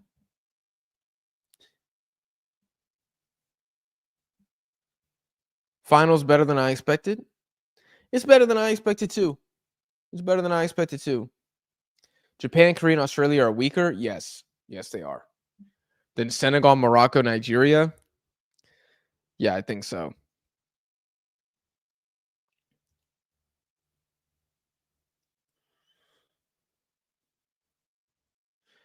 Good attack here from Morocco. Hakimi ball in, blocked by Diouf.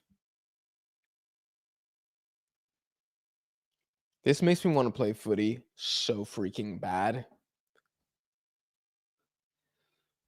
So story time. I was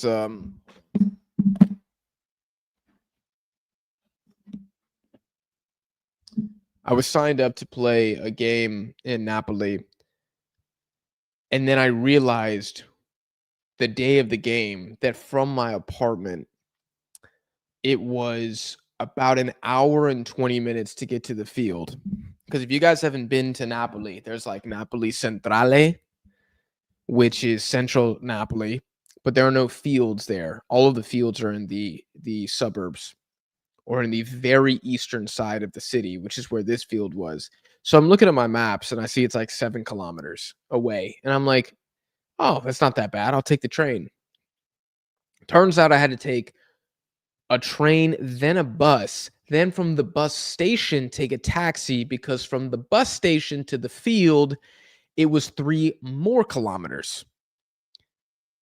So the total travel time was like an hour and 20 minutes. I'm going out in the middle of Napoli, of like Napoli East, or excuse me, Napoli West. I said East, but it was to the west. I have no idea where I freaking am.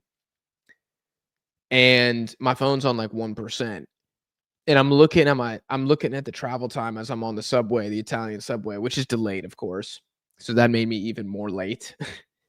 And I literally just walked off the train before I left the station because I was like, "Oh my gosh, when I get to the station, I got to take a bus and then I got to run 3 kilometers uphill to get to the stadium and then play an hour game." I was like, there's no way. So I had to text the guys and I was like, "Hey, I'm not going to make it." And the organizer was like, you can't play pickup in Napoli if you don't have a car. So you should leave the game next week too, because you're not going to be able to get there to the field." And I was kind of upset because I really, really wanted to play. I played in Athens and it was quite simple to get there. I was really bummed. I was like, fine. So I withdrew from my game next Friday too, and I'm really upset about it because that's my favorite thing to do is like eat, of course, see like freaking huge castles and stuff, which Napoli has 3 castles, which is super cool, and play footy. And I don't think I'll be able to play in Napoli. Hopefully, I can play in Florence. I'm gonna play a lot, hopefully, in the rest of my destinations. But that was a huge L, huge personal L. And I felt bad because, the guys had to play. It was supposed to be 8v8, so they probably play 8v7, which wasn't that fun, I'm sure. I felt bad, but I'm like, dude, I didn't know it was going to be this shite. It's really quite shite. And I expected the transport to be a bit better, but it just doesn't run to that part of the city. It's so weird. There's no like train that just goes straight up and you can hop off at different stops. It's very limited in like where it goes, and then it's buses and taxis are not cheap. So at that point, I'm paying like 20 euros to get there in a taxi, 10 euros for the game, 20 euros to get back home. I just dropped $60 with the currency exchange rate today. I just paid $60 to play an hour of footy. It's a lot of money. I'm not cool with that. So anyways, that was Jack's disastrous adventures in the Italian southern half.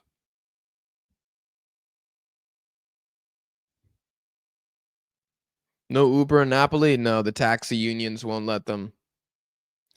The app exists, but it just calls a cab. Mussolini would not have let that train be late. The country was probably running flawlessly when that man was in charge. Are we saying bring back Mussolini? That's crazy.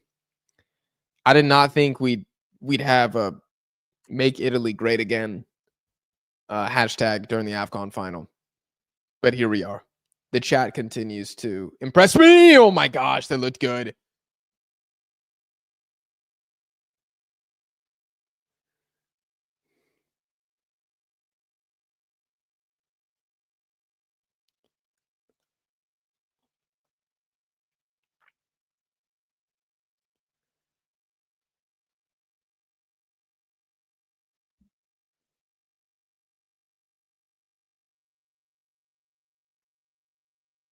Yeah, Mbappe put a pretty good ball in there.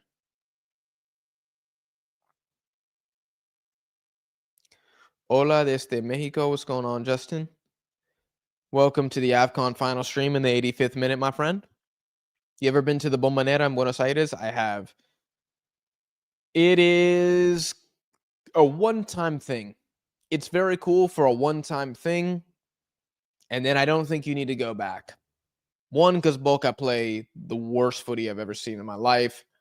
Everybody's smoking blunts, cigarettes, cigars, or all three at the same time. So there's basically just this cloud. Unless you're in an uncovered area, there's just like a smoke and you're just breathing it in the whole time.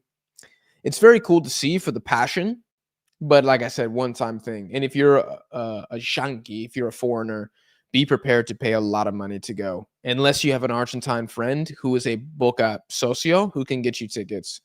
Otherwise, minimum, you're probably going to pay $80 if you're lucky. If you're lucky. If it's a big game, you might drop $200 because it's a spectacle and they know Americans will pay a lot. And so will the Brahim. Oh my goodness. I feel like he could have gone for the shot there, but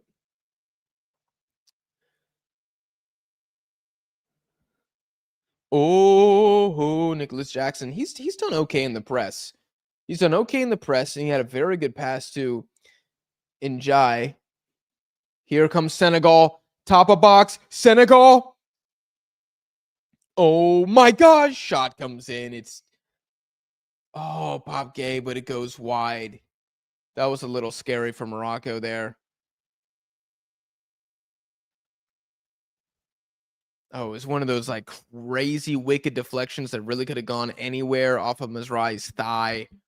Oh, Pop Gay doesn't connect well, and that's a scary guy for the ball to fall to. You see Elanui trying to close him down.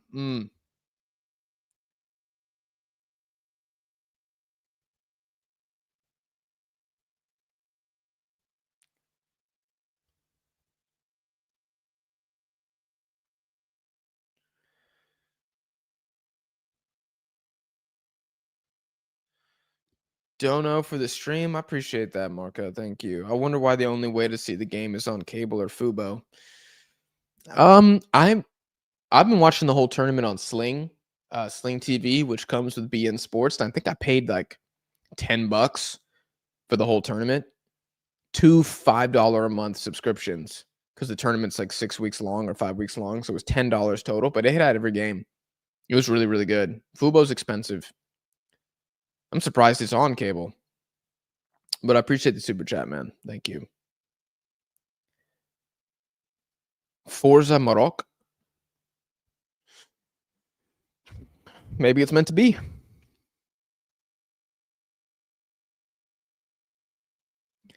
Mega. Make Italy great again.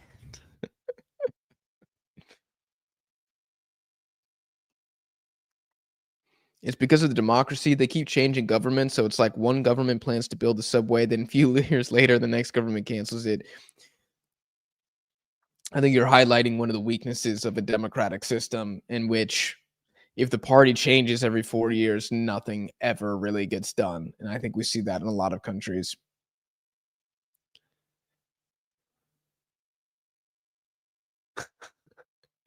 Unk went from one American puppet state in Argentina to another. Oh my gosh. We'd love to see it. Maloney checks hitting good. God save Maloney. 100%. God save Milei. And God save the United States. That's all I have to say on the matter.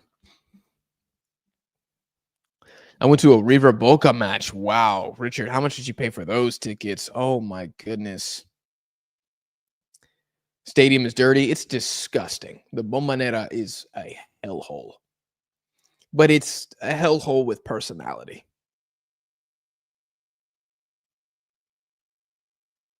And the best choripan that you're ever going to have in your life is outside of the stadium. The best lomito sandwich you'll ever have in your entire life is going to be out the stadium. Nicholas Jackson does really well here. Really well. Oh my gosh, Mbaye with a shot there and it's blocked by Bono. Some absolutely happy feet there from Mbaye. Dude, this kid, man. We should force PSG to sell him. I'm trying to see this now. You know what I'm saying? I'm not trying to wait. Stop being greedy. Send him on loan to Crystal Palace right effing now. Oliver Glasner needs reinforcements, God damn it. Oh my goodness. Oh my gosh, Abde continues to not know how to finish.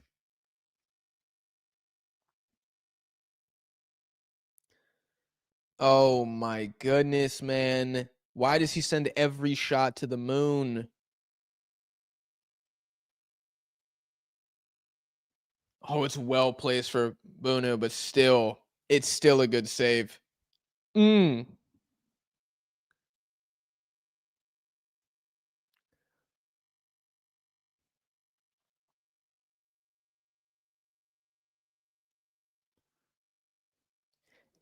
is average ticket price for Toronto AFC. David, that's insane. I usually pay like 15 to 25 bucks for great seats at the Dynamo, albeit they're trash. But still, oh my gosh, great move. I think that's Mbaye. That's disgusting. Ismail Assar. Oh, El Yamik, I think. Oh my goodness, what a block with his hamstring muscle. Oh my goodness. Are they going to concede a corner? They are. They concede a corner. Oh my goodness. The River Boca game was $280 a ticket. Yeah, man, that's what I'm saying here. Oh my gosh. And by his turn right there was disgusting. You shouldn't be able to do that.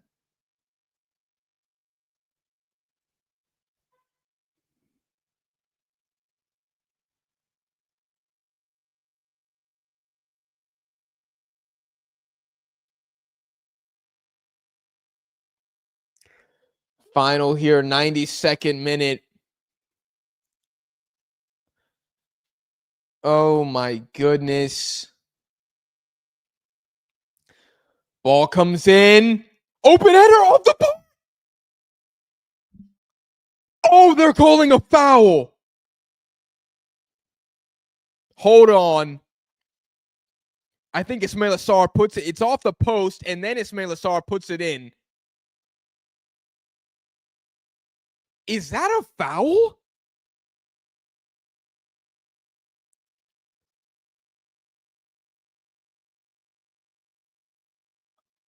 Oh, I mean, it's a push, but dude, I don't know. Players do that every single corner kick that happens. And I said,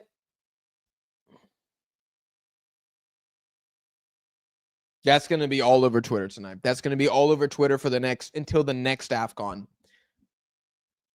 I don't know if there's enough contact there, guys. I mean, it's a man's sport. And what I just don't understand is that happens all the time. Oh, and you just I don't think the officiating is doing themselves any favors there.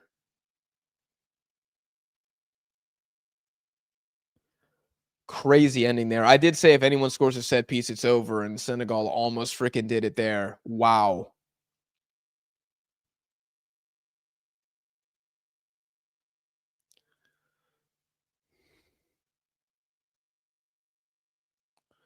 Mussolini's grandson plays for alongside Jamie Vardy. That is hilarious. Favorite video game, Jack? Oof. Halo's my favorite series ever.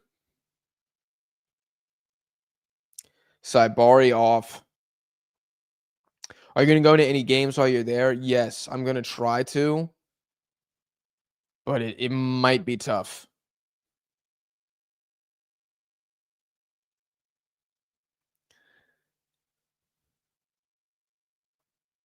Gosh, that's crazy. That's crazy. Y'all saying soft as hell? Flop from Hakimi? It's soft. It's soft. It's very, very soft. I've seen guys climb on the back of a defender, and it's a no call, but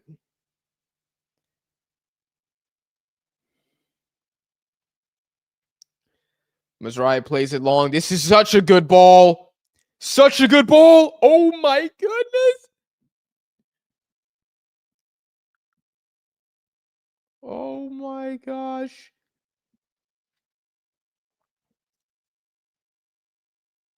I think Sar with the slide there. Beautiful. Beautiful. Great game from him. And now here's a set piece from Morocco now. Oh my goodness.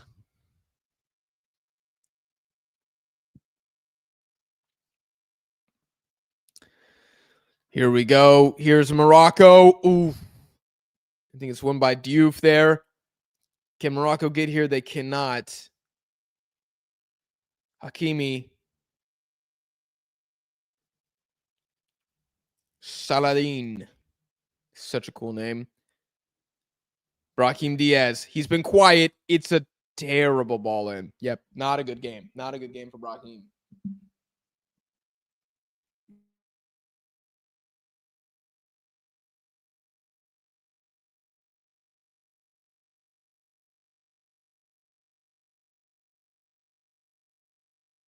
I think I just saw Aquamach on the bench. It's hilarious. I think Villarreal could use him right now.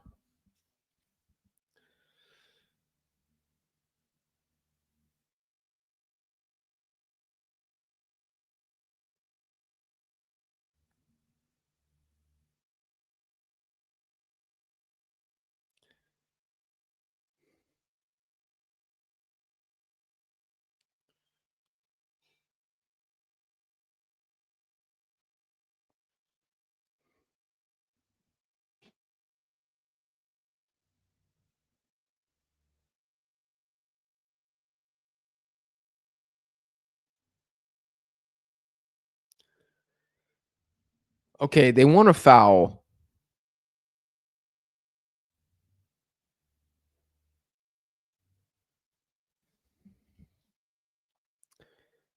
Hold on. Hold on a second. Hold on a second.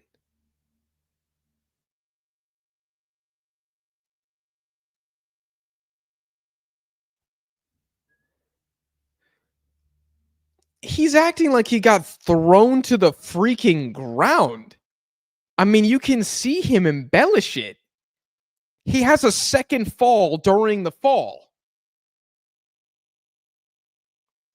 I don't.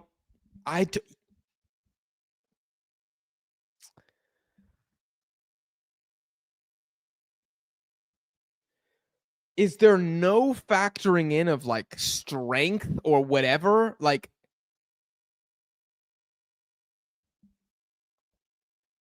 oh, I'm stressed. I'm stressed. This can't be.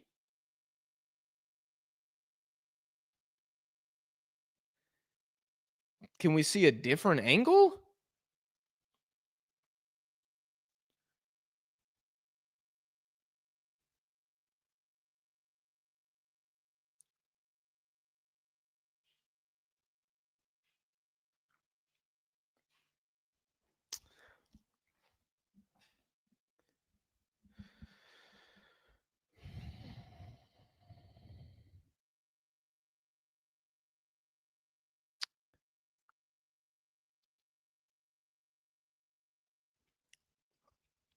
The ref is giving it.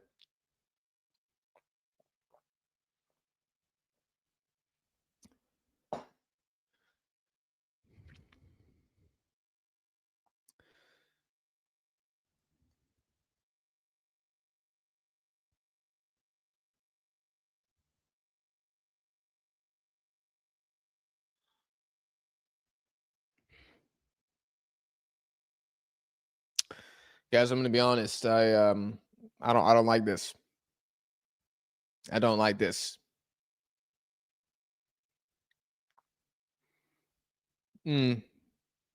Doesn't feel right. Doesn't feel right now.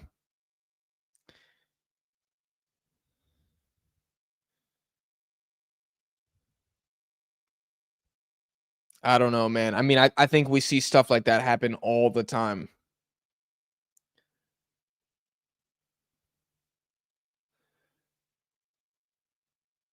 I mean, are you just incentivizing guys to go down? I mean, basically that's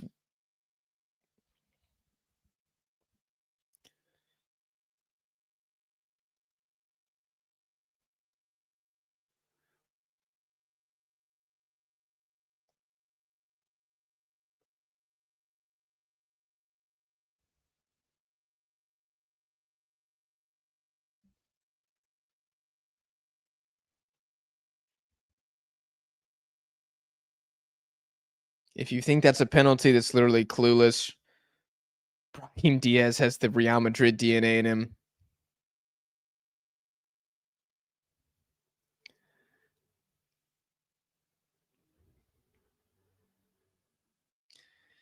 He puts his hands on Diaz's neck but didn't pull. This is a disgrace. Looks worse slowed down. Everything looks worse slowed down. Every foul looks worse slowed down. Every piece of contact looks worse slowed down.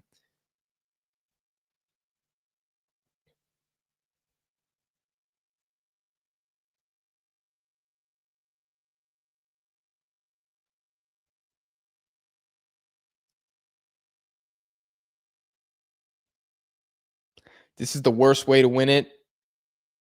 I'm going to talk about that in a second. Oh my gosh, man. Morocco will never live down these allegations.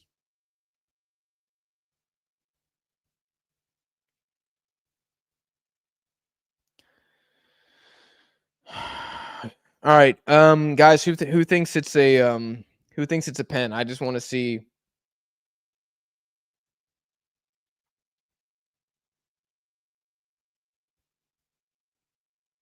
Twitter must be going crazy right now. Oh, man,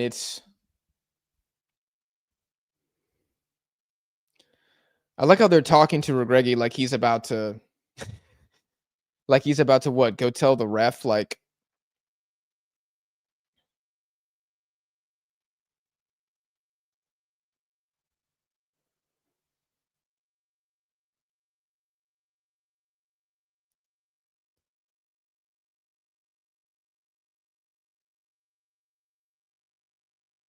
are the Senegalese leaving the pitch?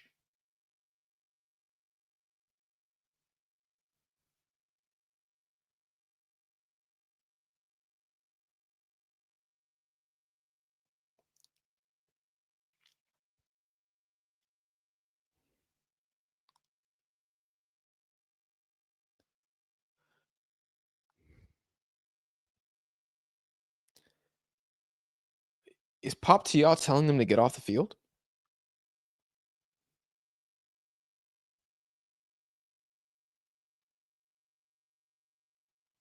This is a terrible look. This is a terrible look. I mean, for the AFCON, this is a terrible look. This is a bad look for Morocco. It doesn't look great from Senegal either to walk off the pitch. It doesn't help African football.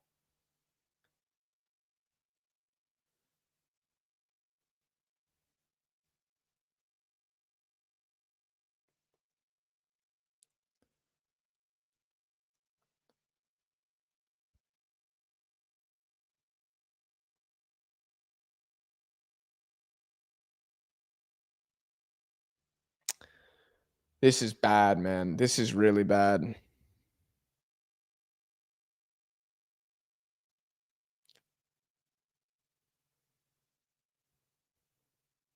A forfeit? It's laughable. It's laughable.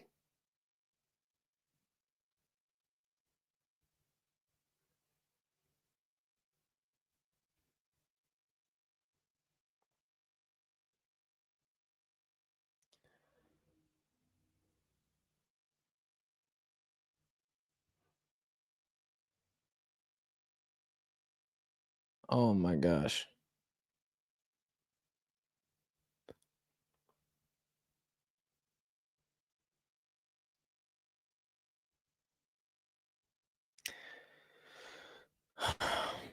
Yeah,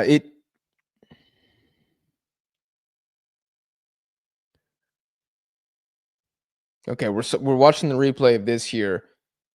So two players push each other. One guy's stronger. Two players push each other. The stronger guy wins, and it's a foul. An action that I have seen happen in La Liga, in the Premier League, 6,000 times. And it is called as an offensive foul. And then with this, The action of grabbing Brahim Diaz by the neck, not smart to do. But is there enough to say in this moment, I'm going to give a penalty kick? I don't know.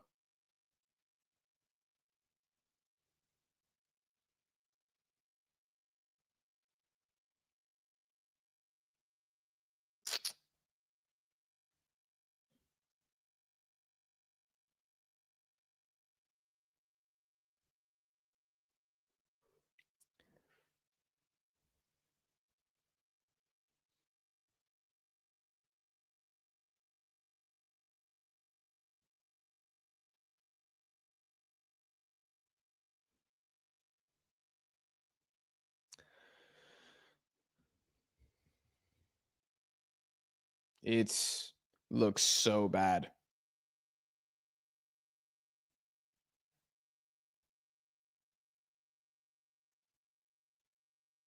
AFCON was promised to Morocco 4,000 years ago. Honestly, replay the game, but they're not going to do that.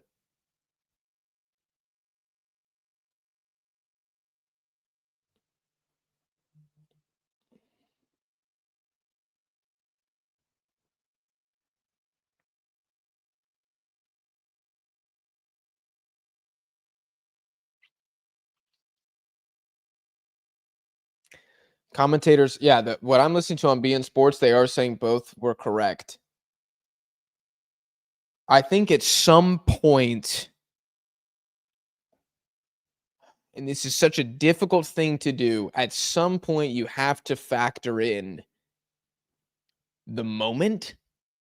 Like if you're unsure, if the ref is 100% sure and the VAR team is 100% sure that Diouf dragged Diaz down by the neck, affected him, it was not embellished, Diaz did not go down too easily, make the call. If you are in doubt, if there is not a majority or unanimous decision by the refereeing team, given it is the 99th minute of a final, you let it go. You let it go because you called the other one. But I realize what I'm saying can never be implemented because what does that mean? How do you objectively enforce that?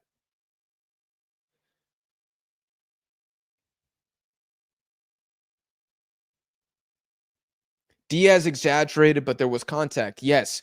I think obviously with Hakimi, there was contact, but Hakimi throws himself down too. Like he went to challenge the Senegalese player. He felt like he was losing, so he went down. That's why I don't like it. Either they're both fouls or neither is a foul and it's 0-0.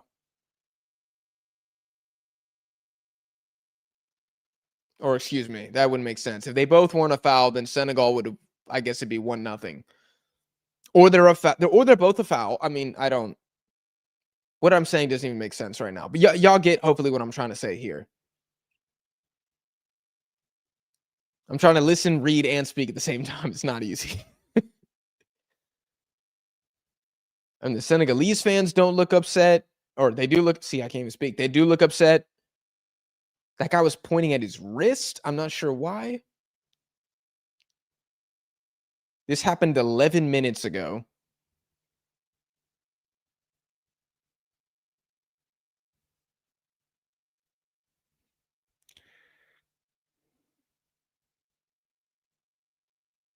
Doesn't there have to be clear and unambiguous evidence in order to overturn? That's what I thought.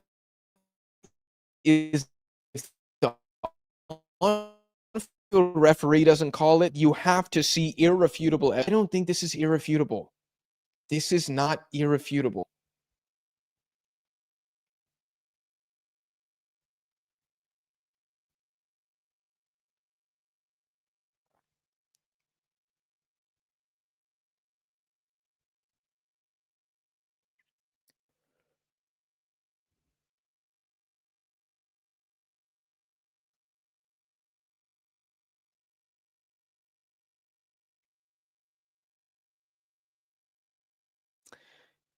Yeah, Mane is a complete class act for this.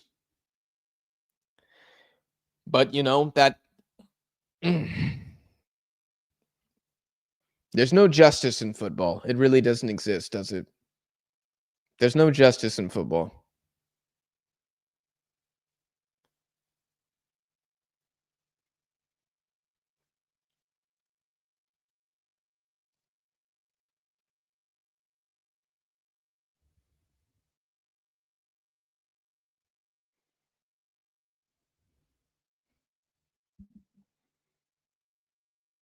Such an obvious pen. Nah, it ain't. It is not obvious. Not an obvious pen. If it was an obvious pen, then there wouldn't be this much. There would not have been this reaction. I can tell you guys that. If it was that obvious of a penalty, there would not be this reaction.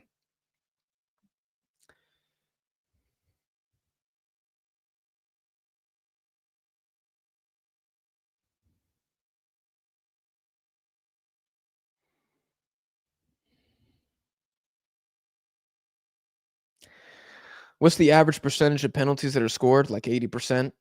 There's an 80% chance Morocco's about to win the AFCON.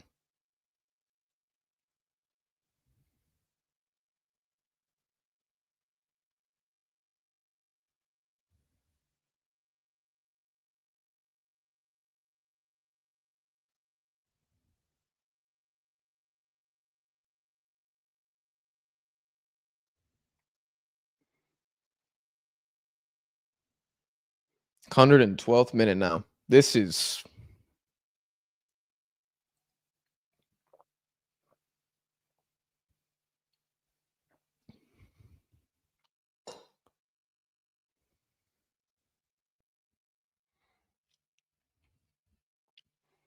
Brahim Diaz will take it. I'm not looking at the chat. I'm not looking at the screen. I don't want to see anything. Oh my gosh. Brahim Diaz versus Edouard Mendy.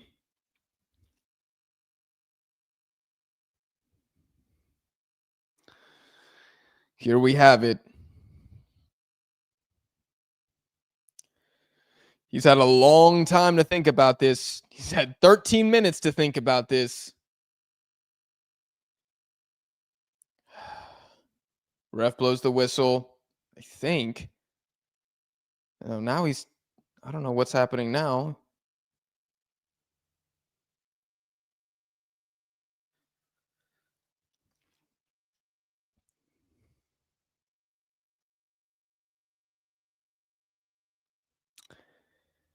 Wow. I don't know what's going on here, but now Mendy's backing up. I don't know what that was about, but eventually this penalty will be taken. So much on the line here for Brahim Diaz. He steps up. Diaz. And he takes a Panenka. And it falls straight to Mendy.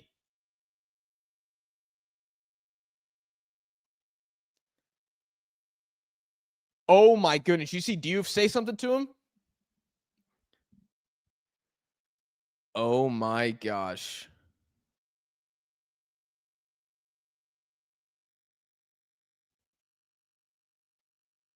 Nah, the AFCON is, this is unbelievable.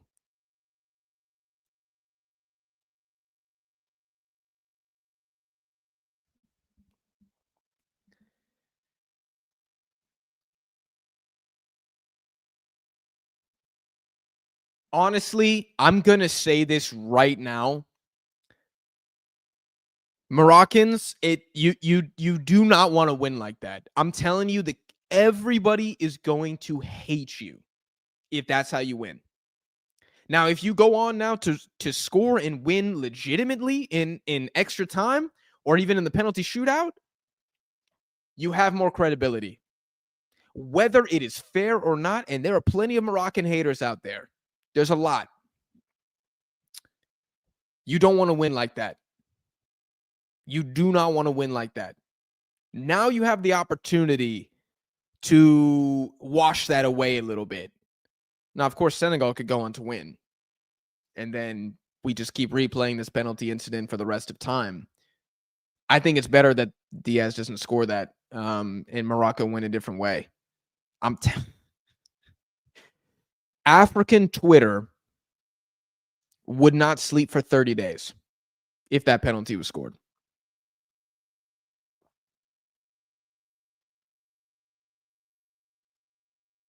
People saying respect to to Brahim Diaz.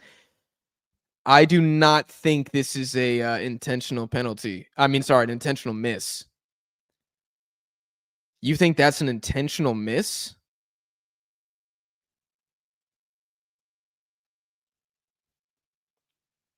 It's a lose-lose for Morocco at this point.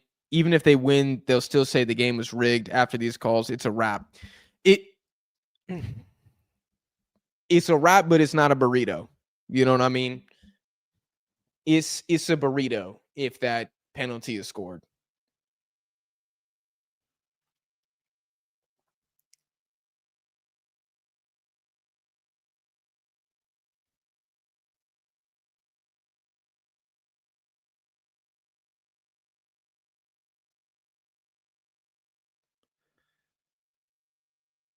Y'all really think that was intentional?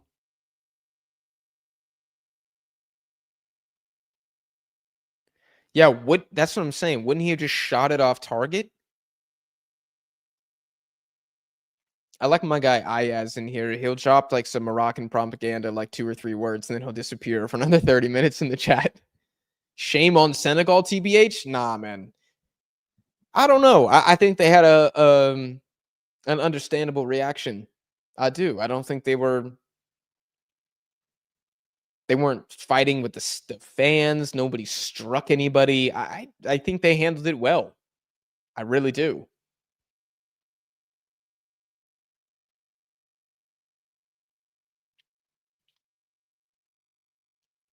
How is this going to affect extra time?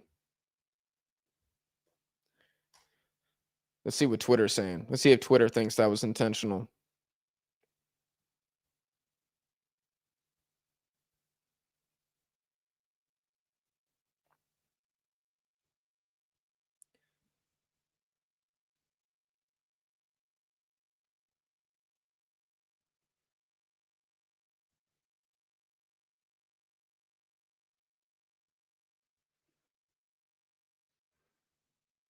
I guess we won't know if it's on purpose until the post-game interviews.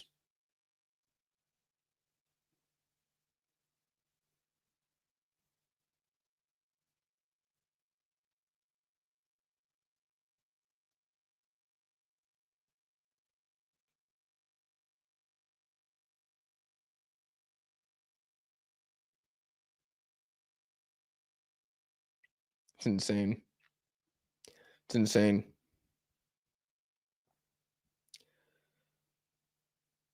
Final was decent. Now the drama made it better. This is going to be talked about for a long time. This is not going to be a forgotten final. Yeah, my time delayed. I can. Here, I'll go forward.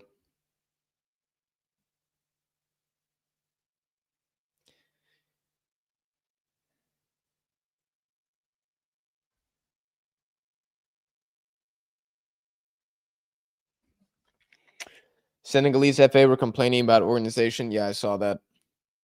I saw that.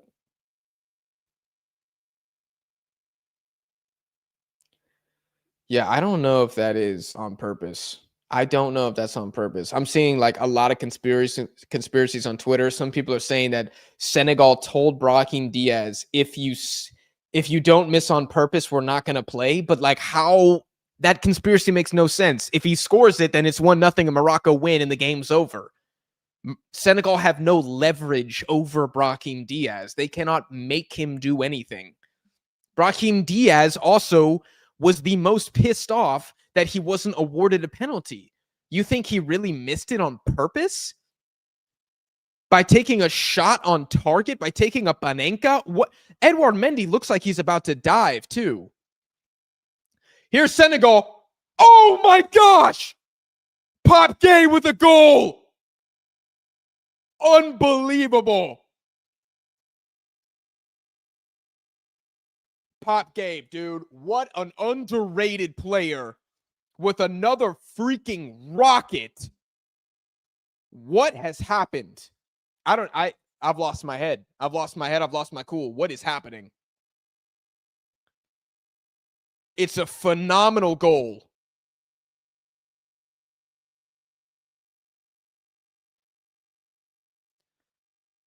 This guy is such a beast, man. If you do not watch Villarreal, you need to start watching them immediately just for this guy. It's a bad giveaway. It's a Moroccan mistake, which doesn't happen very often. This interplay is amazing.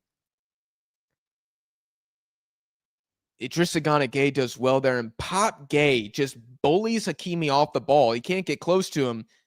And it's a freaking rocket off the top of the crossbar. It's an incredible goal. Oh my word.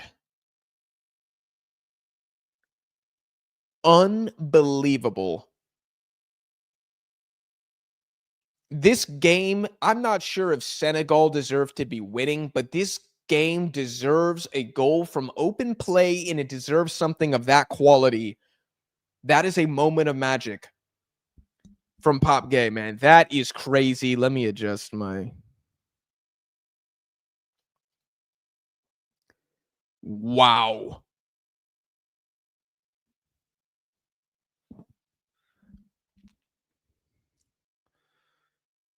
How does Morocco respond to this? Do you think the balloon has been deflated from the penalty miss?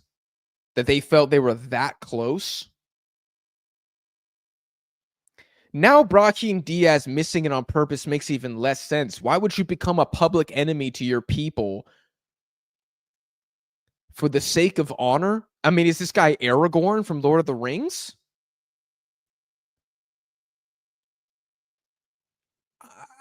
If he does that, that's like a level of sportsmanship that we don't see almost ever.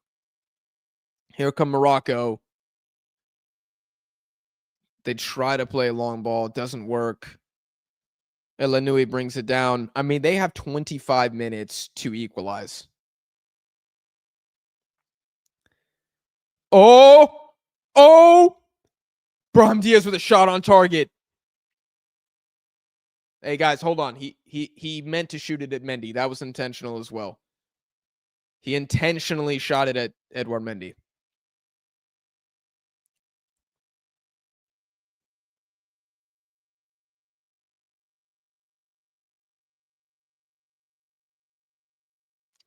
Koulibaly is suspended through yellow cards, I believe.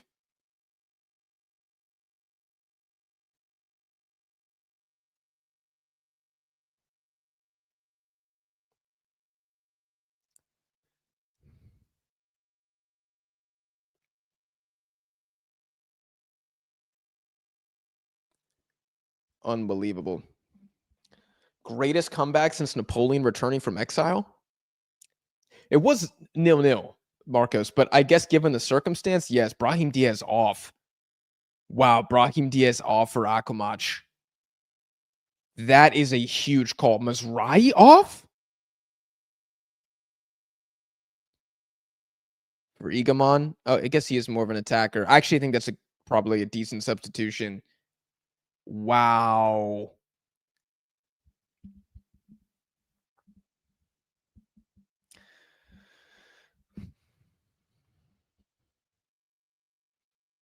Ayaz says, I like Senegal before they walked away like babies, childish. And if you don't think Morocco's doing the exact same thing, man, I don't know what to tell you.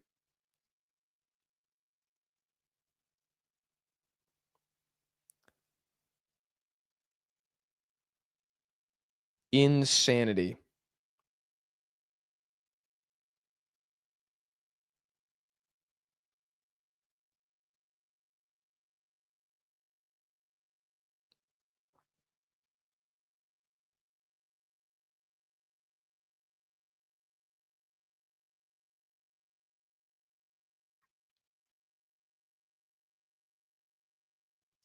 Morocco, plenty of time to do something here. Oh, another bad turnover. Morocco, what has happened to you? That's a push. That's a foul. That's a foul. He just got shoved in the back. That's a foul. Oh my gosh. Either call the pushes or don't call the pushes. Here's Akamach. He is a very good player. Fresh legs, but he plays it back. Don't pass it backwards, man. Come on. Here come Morocco again.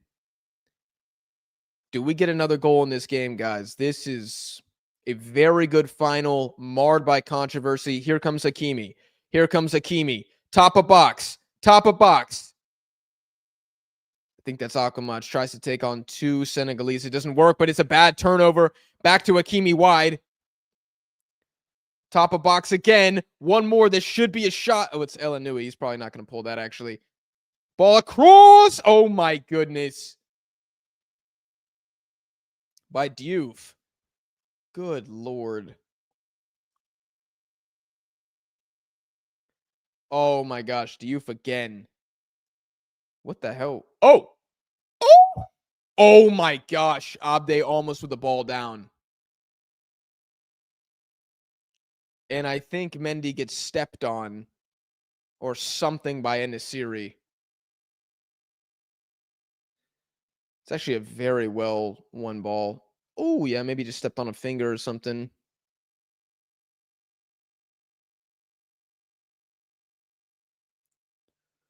Maybe got a toe. I don't know.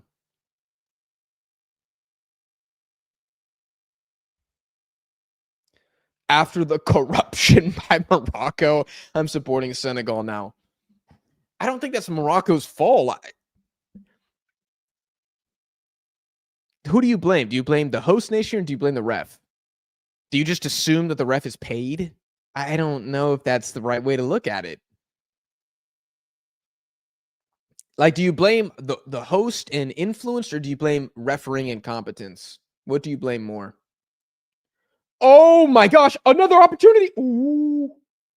Oh, Morocco almost concede a second there. Hakimi with a long ball. It's 3v3. If Morocco can win this, they look like they might. Wow, Nyakate just beat Abde in a race. So clearly Abde is fatigued because that man is a speed demon.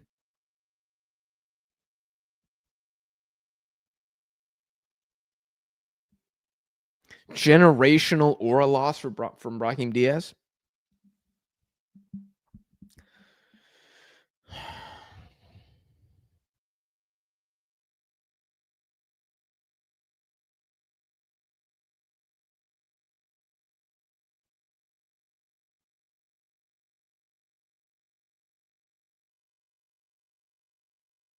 This has got to be +2 at least.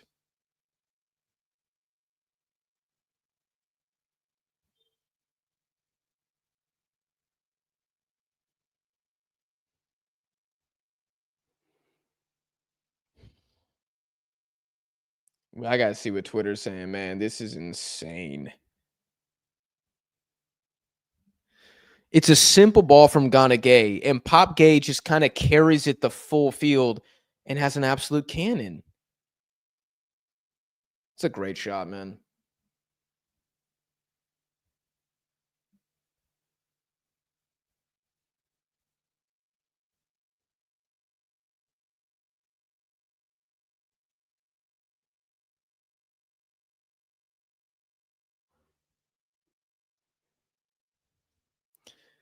Wow, Brahim Diaz is on the bench.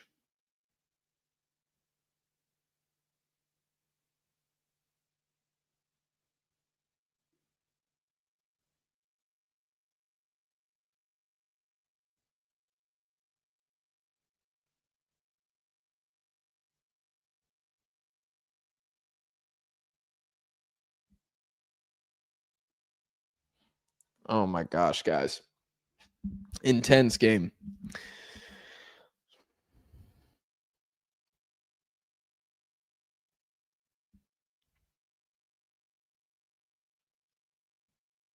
Oh, somebody just went down from Morocco. Egamon, I think. He went up like hobbling. Was that a non-contact injury? Morocco down to 10 men. Yeah, he's still down. Damn. Do they have another substitute? I think they do have one more. Maybe even two. This is a very good interplay from Morocco. Abde with a ball in the box. And Nasiri barely misses there. Oh, that was very scary for Senegal. Niakate just beaten there. It's such a good cross. But Nasiri, who is a tall guy, has to get down low for that. That's insane.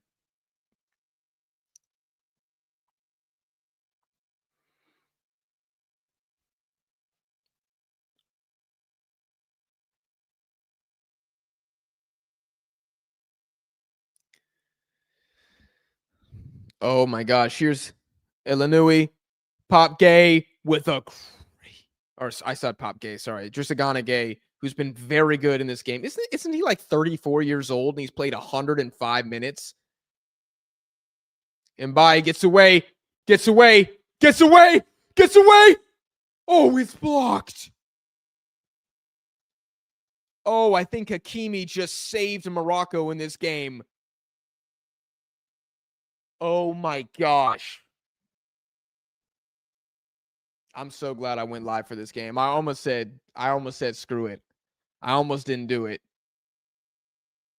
Hakimi has not had a very impactful match, but that was a big block. +1. I don't know. There's been more. Mendy's been on the ground for a couple of minutes. Should be +2, I think. Oh my gosh, but Mane was open on the opposite side of the field. I think you got to take the shot, though. Couple chances for Senegal here that really good. Ooh.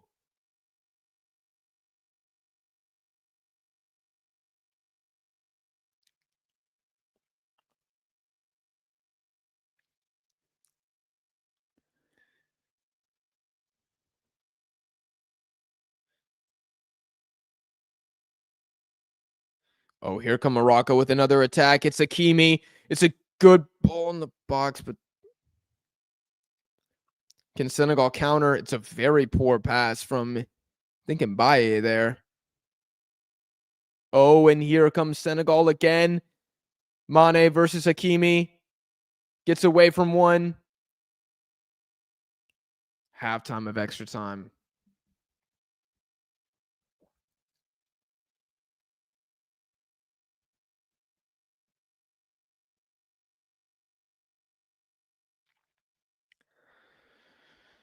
Oh my goodness.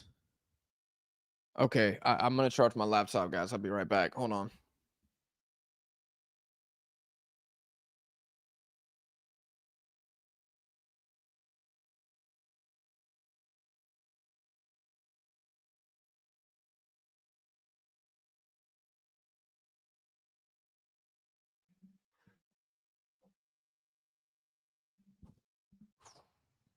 My gosh, guys.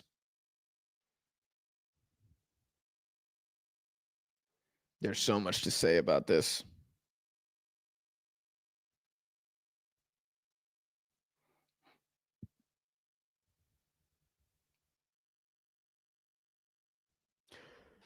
Morocco created about 2 or 3 good chances in that first extra time. It's not over for them.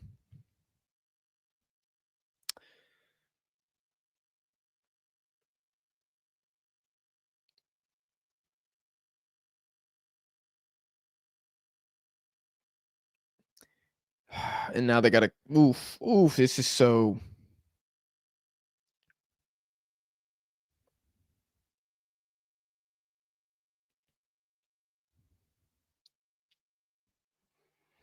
This has been a good game. And if we're talking teams that had the clearer opportunities in the game, guys, it is Senegal. Morocco had one very good clear chance, the El Kabi miss from El Khanous. That was the one really good chance they had. Senegal have had three chances like that. Diouf header in Jai miss, and whoever was that Diouf again on the shove late in the game. 3 clear chances to Morocco's 1. Diouf is off. Jacobs comes in. Again, the depth, bringing on Jacobs is ridiculous. It's ridiculous.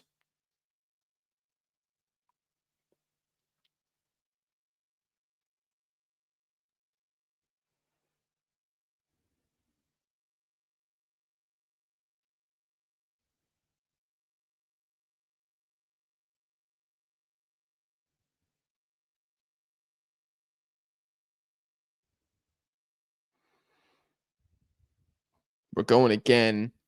Morocco hoofing it up. Senegal looking like it's about like almost a back 5 at the moment. It is a back 5. Morocco's going to have to unlock something that they really struggled. Is it over, guys? Because if we remember in the group stage when Morocco had to be the big fish, they really struggled, and they've taken out Brahim Diaz. They've taken out Mazraoui. Here's Aquamach. We're going to see. Can they? This is a.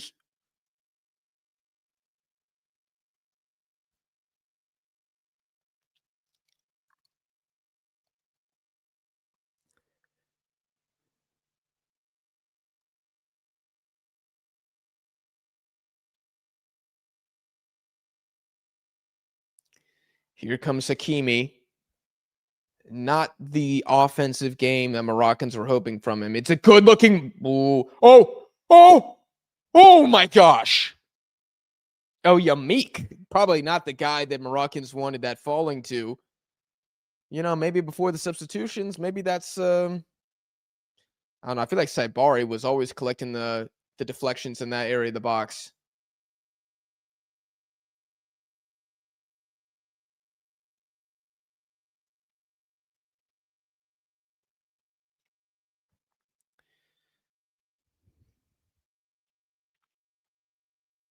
Oh, Edouard Mendy with the really, really bad goal kick. And he sends it a second time. That's the right thing to do. Morocco, they've been such a good pressing side. Anytime Senegal win the ball back, Morocco have to run like a bat out of hell every single time. This is, another corner for Morocco. Oh my goodness. Here we go. Aguerd coming up. The rain's coming down. The drama's there. We could talk about this game for hours. Hours after the fact. Aquamach takes this one off the crossbar. Oh my, down again. Oh my goodness. It's just pinging around. Shot comes in, blocked again by someone. Another shot.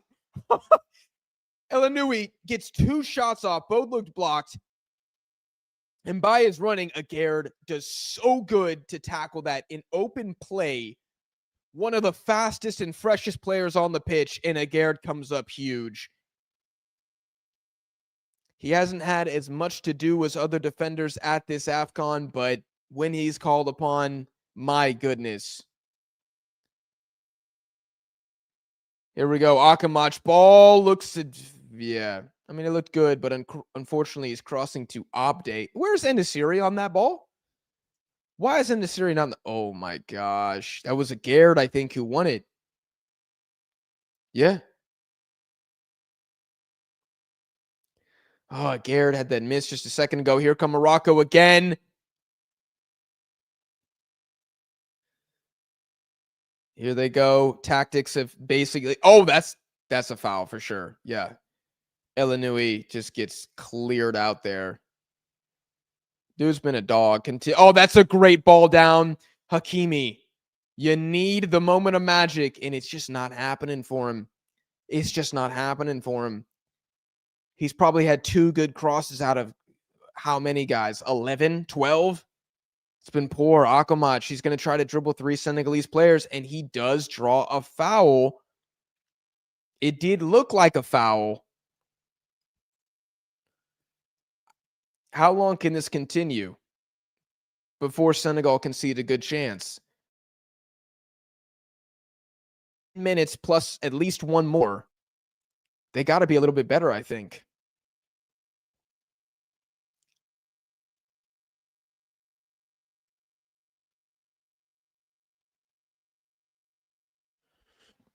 Oh my gosh. I mean, when you got Syria, you got a chance. You got a chance. Akamach takes it. I mean, Syria wasn't that far off. Oh, wait. Yes, he was. Oh, my gosh. From that angle, it was actually a very bad set piece. Bad set piece taking from Morocco in this game. And they've kind of done very well from set pieces at this tournament. Maybe not very well, but they've done well. Oh.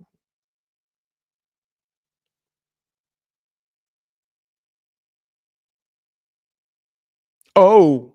Oh. Oh, Ismail Assar down. Ismail Assar. Oh. No. No. Bunu makes a ridiculous save. Great. Njai.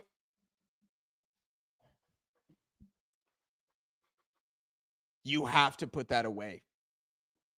You have to put that away. You have to score that second chance. It's one of the worst misses I've ever seen. In an AFCON final, Pop Gay, brilliant midfield play.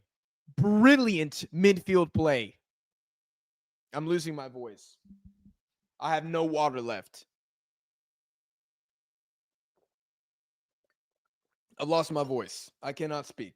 This is unbelievably epic right now. What a miss from Senegal. If they don't win this game,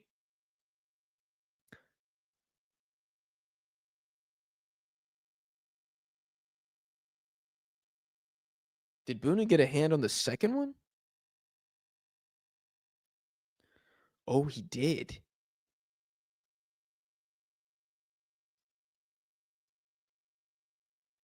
It's unbelievable goalkeeping. The fact that Bunu has made 4 good saves in this game speaks to the quality of Senegal's attacks. The danger of the Senegalese attacks, I haven't seen this since probably the Sudan game in terms of like how scary they look.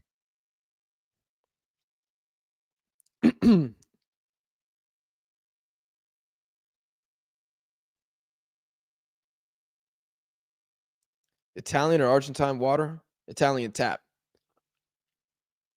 That's crazy.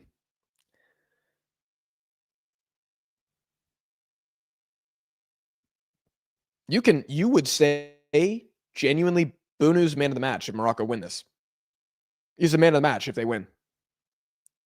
Mane scoops it up. I think just rip it at goal at that point, lads.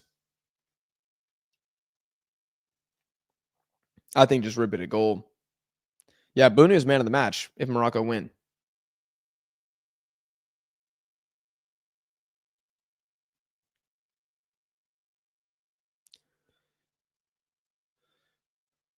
Oh, and Asiri brings it down well. He doesn't have enough support. Where's the rest of the attack? Oh, they're still going to keep it. Elanui's doing really well in this game as well.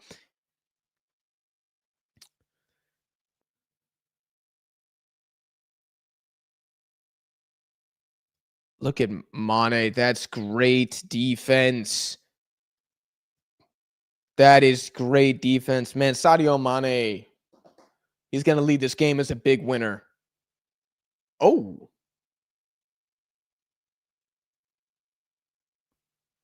Trying to knock him out.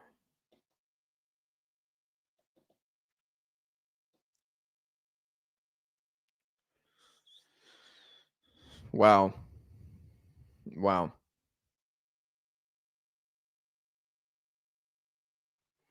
Is Bunu the best goalkeeper ever? See, there's Ayaz again, just dropping Moroccan propaganda in the chat and then leaving. Is he the best keeper ever? I mean, I love him, but damn.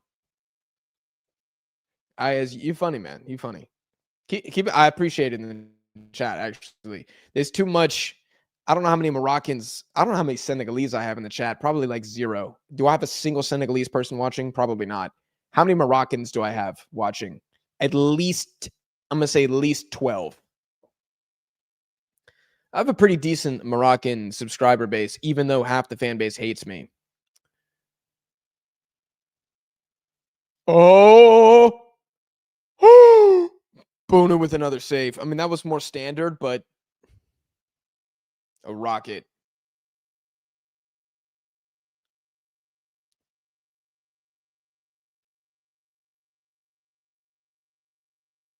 Pop gay crazy.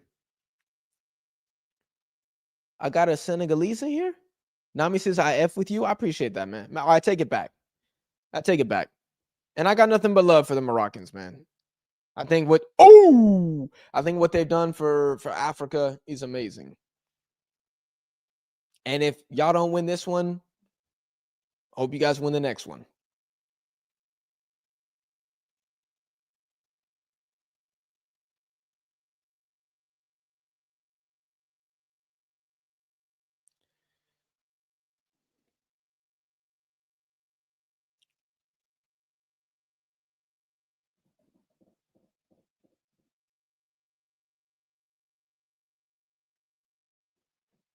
Four minutes left for Senegal. Ball comes in. Oh, Idrissa Gana Gueye. I don't know how close that was, but from the angle I was looking at, it looked like it was a little close.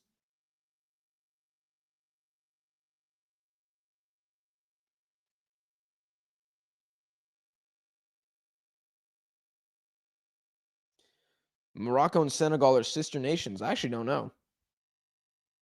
Oh no, that's true. Oh my gosh, here's an opportunity. Oh no, it's a foul.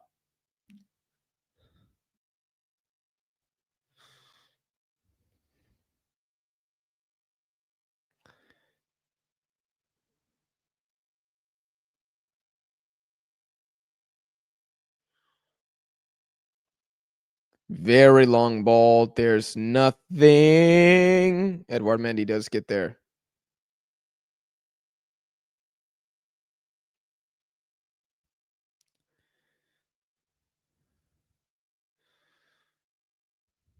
Here we go. Here we go.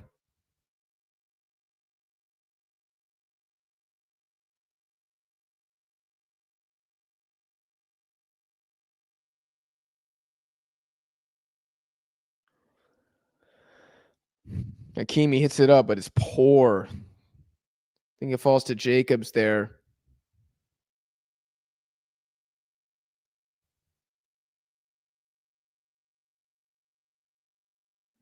Morocco attack again.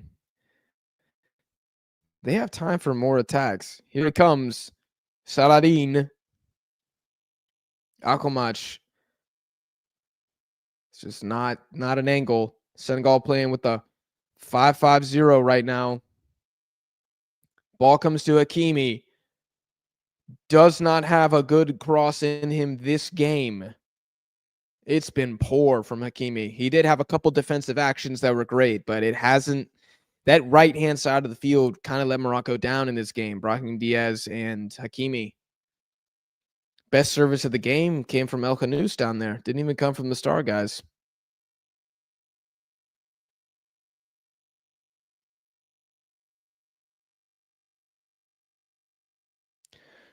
I think I have a few Moroccans in the chat. I saw some of them pop in here.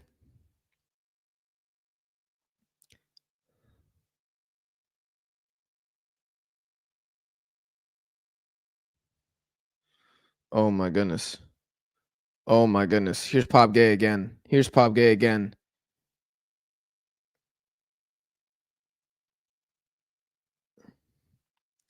That was a foul, but the ref played advantage. And here comes Morocco. Abde is going to try to go against Sek, who stabs it out. Morocco on fraud watch? I wouldn't say fraud watch. I don't think you're on fraud watch if you lose a final 1-0 on extra time. Oh, that's a decent ball from Abde. It's actually been decent service from him. I'm not used to seeing this with Betis. Usually it just goes straight out of bounds, but it's been quite good in this tournament.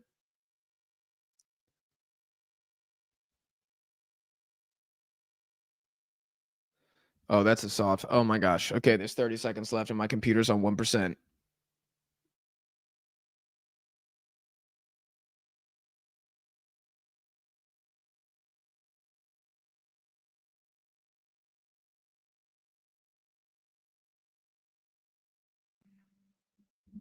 Okay, plugged in again.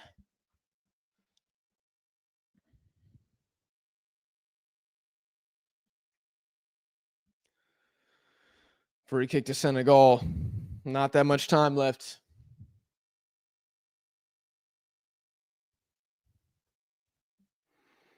Three minutes left. Oh my goodness, there is so much to say.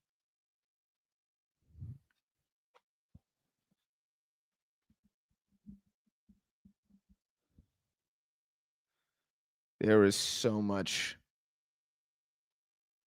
A lot of takeaways, man. A lot of takeaways.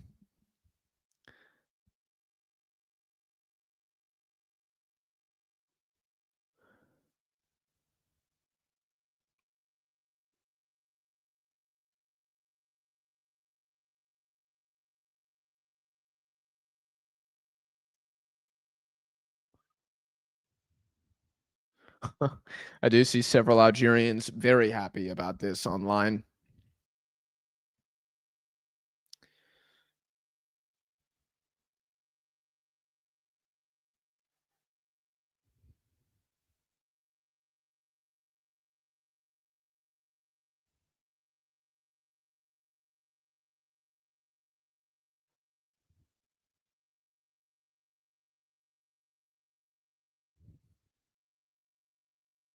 Oh, Mbaye puts it across. There's nothing there. Am I on Twitter? Yeah. Link should be in the description of the stream.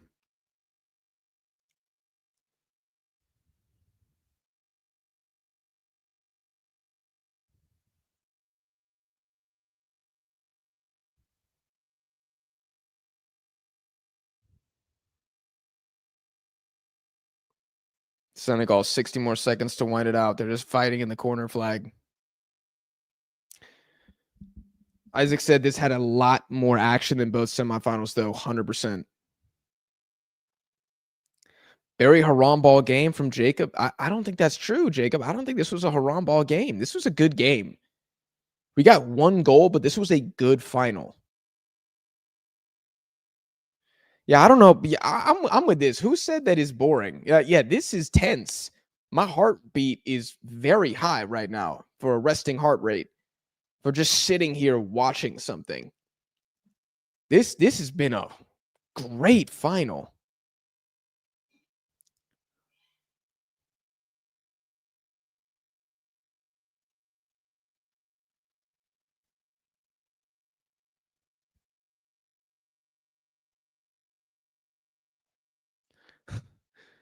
Morocco's defending their lead well. Yeah.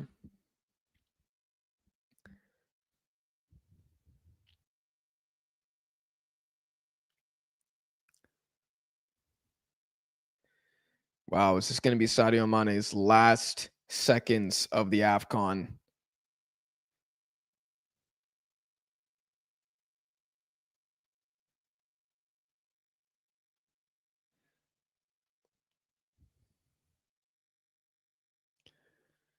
Senegal saying it's time. Bonu sends it long. And Senegal have won the AFCON. Incredible. 4 AFCON titles. Sorry, 4 AFCON finals. 2 AFCON titles. Sadio Mane. Legacy cemented. Idrissa Gana Gay legacy cemented. Let's put some respect on that man. Edouard Mendy legacy cemented. I don't give a damn what happens at the World Cup. It doesn't matter. Legends. To defeat Morocco in this way and to do it in their house. They were the better team. Senegal was the better team in this game. We are going to talk about that penalty for the rest of time. Senegal were the better team in this game. The better team won the game. That does not always happen in football, and I think that happened here today. Pop Tia follows in Aliou Cisse's footsteps. He gets an AFCON. Such a young coach. Regragui, did he get it wrong today? I don't know if he necessarily got it wrong. I think Senegal are really freaking good, and it was a 50-50 game until extra time, and then I think Senegal clearly became better. Maybe that's because of the demoralizing effect of the Brahim Diaz penalty miss. And we're going to be talking about, was that intentional, until Brahim Diaz comes out on an interview on TV and says, yes, I missed it on purpose, or no, I didn't miss it on purpose. And you can bet your ass he's getting asked that question. Diouf, the defender who fouled Brahim Diaz, had a world-class performance in this final. The man of the match for me, I mean, I think I have to go Pop Gay, because he is not only an animal, and easily one of the most underrated midfielders in the world. If you do not watch Villarreal, you are doing yourself a disservice. This is incredible.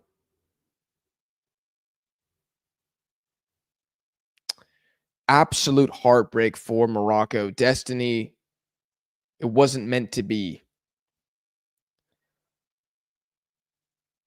It's the camera's looking at Hakimi right now. Hakimi did not have a good game.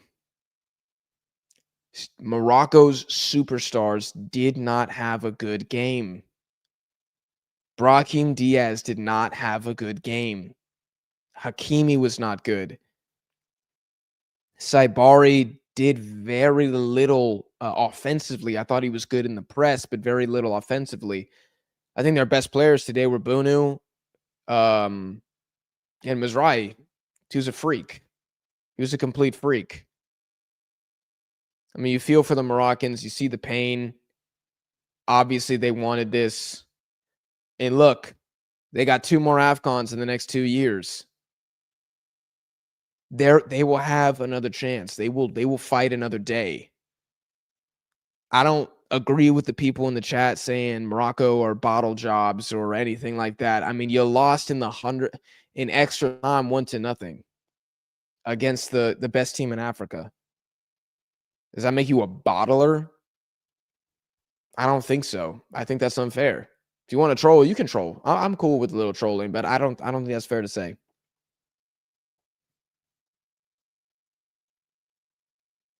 El Kabi not clinical enough, amongst many problems. Amongst many problems for Morocco. Senegal going to be scary in the World Cup. They were going to be scary in the World Cup even if they lost today. And I still think Morocco will be scary at the World Cup for what it's worth.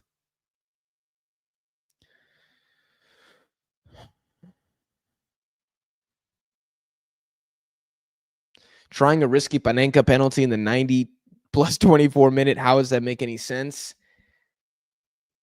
I think I'm completely theory crafting. This is coming out of my ass.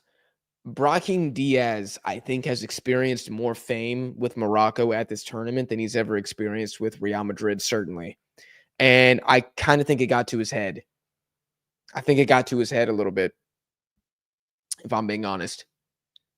I think he felt that superstardom, and I think he saw an opportunity to win an AFCON for his nation in the most epic and selfish way possible, and I think he took it. That's my take on this. As a non-body language expert, trying to act like I am one, that's what that looked like to me. That's what I've seen throughout the tournament. Not an advisable decision. Hero to villain for Diaz, 100%. And is he the reason they didn't win? Well, he missed the penalty, but his team got outplayed over the 120 minutes, especially in extra time. I tell you what, they didn't get any better when they subbed them off. They didn't do any better. They did worse. Senegal should have scored a second. Pop Gay getting man of the match. I think that's deserved. What a shot. What a shot. This man is a cannon. Senegal fouled left and right. That's so. We're not about to start talking about Senegal not getting calls, man. Like that's, or sorry, getting too many calls. We're not about to start this dialogue. We're not going to start this.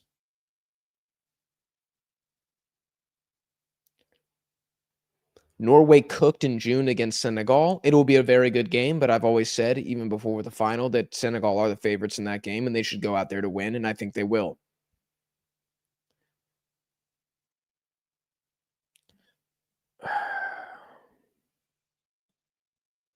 Mbaye already 17 and won an AFCON, and I would say had an impact as well. Small scoops. I would say won an AFCON and wasn't just sitting there doing absolutely nothing. Algerians are so happy right now. Might as well be a holiday for them. Karma is real. You're probably talking about refereeing decisions earlier on in the tournament. I think they've benefited from some, but I also think Morocco have been a top 3 team at this tournament. And if they didn't deserve to win it all, I do think that they deserve to make it to the final. I think Morocco got what they deserved. A silver, which is not trash. Getting silver is not trash at an AFCON. It's pretty impressive. And they had to go through Cameroon and Nigeria. You know, it's not like they got an absolute cakewalk like I've seen some tournament champions get recently.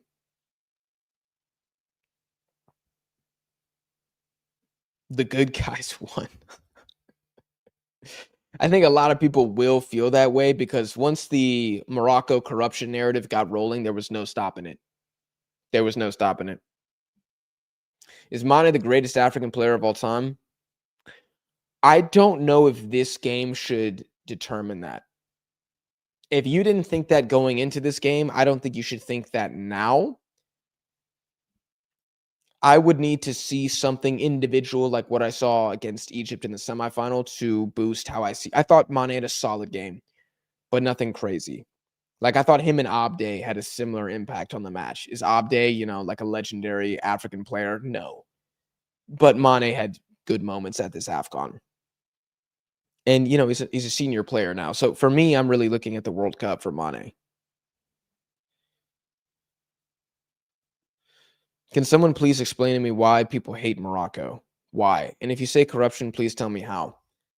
Goes by Jay. A lot of people will give you a different answer to this question. What I will say is the reason that sometimes I wince, like covering Morocco, is the fan base, generally speaking. This, of course, does not apply to everybody. But from what I see is this fake, artificial humility from certain Moroccan fans, and those happen to be the ones that their tweets go very viral or whatever might happen. You know, their comments get the most upvotes, their reels get the most views, or whatever it is. This aura of humility, which I don't think is true, and I think a lot of people think isn't true, and so that makes people dislike the fan base. That's part of it for me, is the like, oh, we're just Morocco. We don't talk. Guys, the amount of comments I've seen where people are like, Moroccans don't talk. They just go out and play. I'm like, that's not true at all. Like that is the most false thing I've ever heard. Why don't you go look at any YouTubers' comments who cover the AFCON at all? You can tell me Moroccans don't talk? Of course they do. Which everybody talks, but then don't sit there and be like, we're the humble man of Africa. To me, that's not true. The other half of it is the fact that Morocco are really freaking good, man. It's a really freaking good team. And they're a team that it's not a Ghana, it's not an Egypt, it's not a Cameroon, it's not like this permanent tier 1 historical power, much like Senegal. Although Morocco probably historically better than Senegal. And nobody likes the new kid on the block. If you're at a school and like a new guy joins your classroom, right? He's in your class and he's attractive. He's good looking. He works out, good haircut, got a little bit of flair to him. The girls are going to be interested in him because I'm like, ah, here comes the new fish. Here's the new guy. The other guys going to hate that dude because you're taking the attention from me. I want the girls talking about me. I want the dates, not you. But you, as the new guy, you're the new shiny object. So it's going to be harder for you to make friends than if you were just one of us who have been in the school since 6th grade or freshman year or kindergarten. That's what I think the elements are here. The fan base, the actions of the fan base, the success of the team, and the fact that they are challenging the traditional hierarchy of Africa, and they've ascended so much in a single cycle. If you want to say 2 cycles, I'll give that to you. It's 2018 Morocco to now. It's been nothing short of a huge jump. And you have a lot of people from countries where their team has never done anything relevant. They're stuck in the mud. They're getting worse. Nobody talks about them. Their youth teams don't win. So you're going to get jealousy and envy. That's what I think it is for Morocco. And you also have the penalties and like what almost happened in this final. At that point, it's not even about Morocco. If any team wins a final like that, they are going to be clowned forever. Which is fair or unfair? I mean, maybe if it was such a blatant penalty, people would be like, But the fact that it was kind of like this 50-50 or like 60-40 penalty call, people would have never let that go.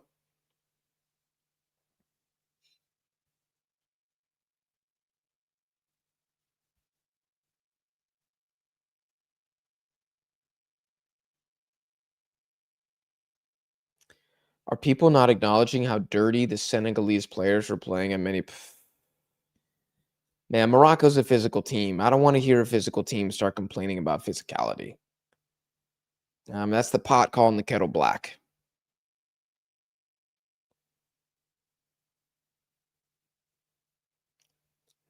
The Tanzania match influenced a lot in the corruption thing. I assume you're talking about the non-penalty call at the end there. I don't think it was a penalty, but like I didn't think, oh, Morocco beat Tanzania because of corruption. But like when it happens every single game, it's Argentina, guys, at the last World Cup. Argentina was winning penalties, scoring penalties, advancing on penalties. People don't like that. People want you to win like Spain won the last Euro. You beat everybody by 2 goals, or you at least score 2 goals per game. And it's exciting and it's fun, and it's not coming down to like refereeing decisions. But most teams don't win like that. I think Spain to Euro 2024 is the most dominant champion I've ever seen of any tournament. And there's probably been some other. Brazil have won World Cups in very convincing fashion as well. But most of the time, it's a little gritty. It's a little muddy, kind of like how Senegal won this mother effing AFCON, y'all. Senegal 1-0 their way to this chip, y'all. That's how it's done. That's how a lot of teams win. That's how they've won 2 AFCONs. It's hard to get mad at the strategy.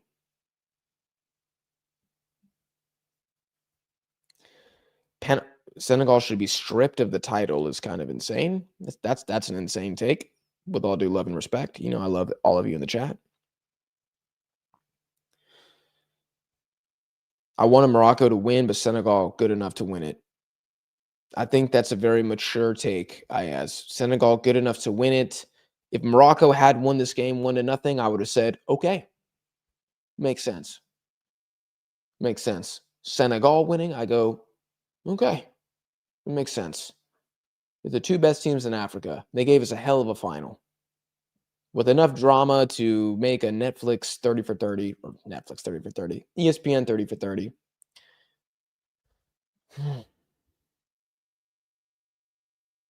DR Congo, biggest underperformers. Tunisia for me. Tunisia for me over DR Congo. They had 2 big omissions, pretty big omissions, like soon on in the tournament. One before, one during.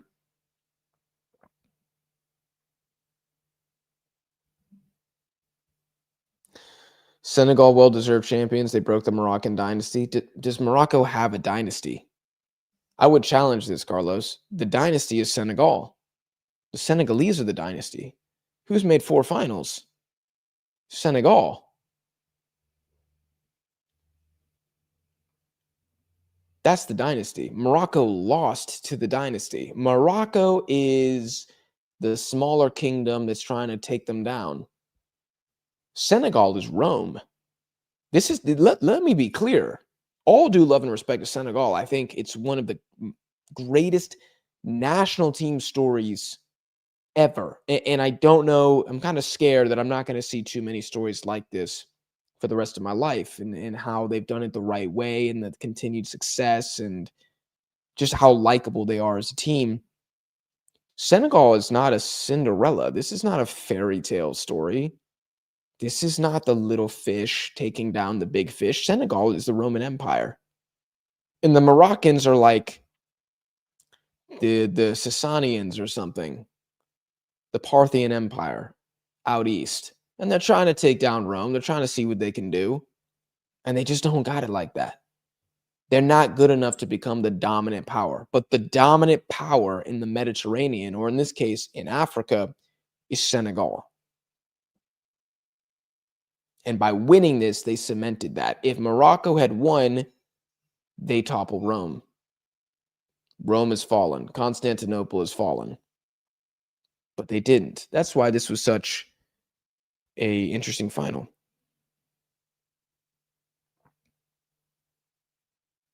Do you see Regragui being sacked here?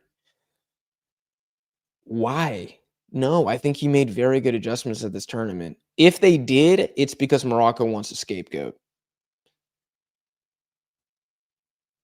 I would keep him.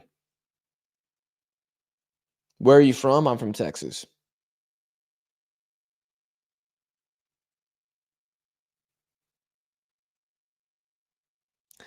Moroccan dynasty was dodging Argentina and France to make the semis. I mean, they went through Spain and Portugal, my man.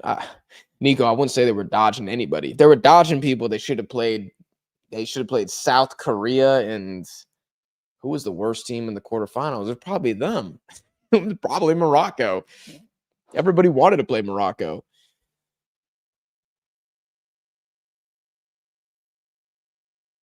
This is a true hater take here. Argentina deserves 0 World Cups. Every time they win, it's always controversial. That's a real hater take right there. I can respect that. Morocco run in 2022 was a fluke. That was always going to be the takeaway if they lost.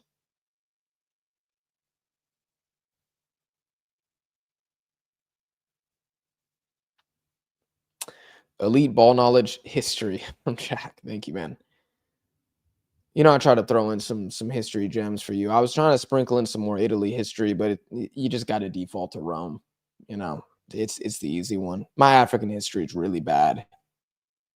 I did start a podcast about the Ashanti in Ghana, but I don't know enough to share it with you guys yet.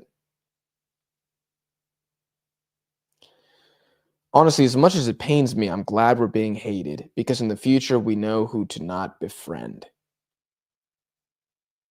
This is very sage-ish, but kind of like Anakin Skywalker outlook at the same time. Like, D-Semp has designated the Tusken Raider villages that he intends to annihilate whenever he gets his red lightsaber. Is kind of how this reads to me. This kind of reads like a vengeful, fully Sith tweet. I suppose I respect it. I think most people who hate Morocco are honestly Algerian, and you guys already knew that. I don't know if a bunch of Americans are watching the AFCON like, God, I hate Morocco. I don't hate Morocco, like, at all. I don't hate Algeria, despite how douchey their fans were the entire AFCON, because it's all fair in love and war. I say a lot of strong things on this channel. I'm going to take flack for it. The only thing I don't like is when I say something and then I see a tweet and they're like, Jack said that, you know, Cameroon was going to upset Morocco. He's an idiot. I'm like, I didn't say that. I didn't say that. Now, if I get something wrong, you can go ahead and you know, drag my name through the mud. It's okay, but at least drag it for the right reasons. Damn. Do you think Morocco will go on a rampage after this final?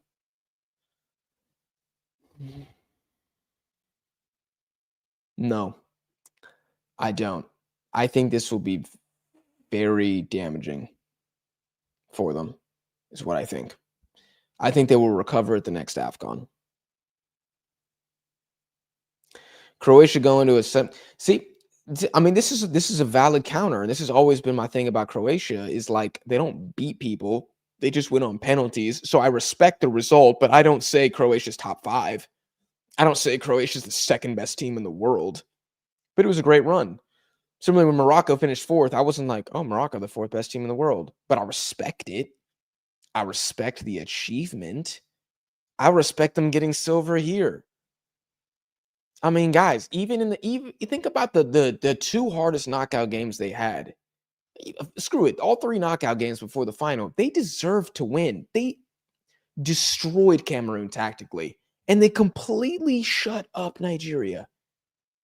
It was incredible to see. I respect the achievement. I really do. And I hope that Morocco win the next AFCON. Because for me, Senegal, the chapter closes after this World Cup, and now it's kind of on to the next generation. And I've supported this Senegalese generation a lot, and I'm very happy they got 2 AFCONs to speak of. And now I think it's someone else's turn.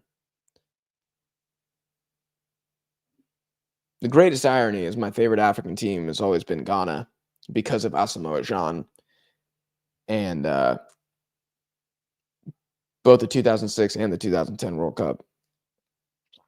And they didn't even qualify. Didn't even qualify.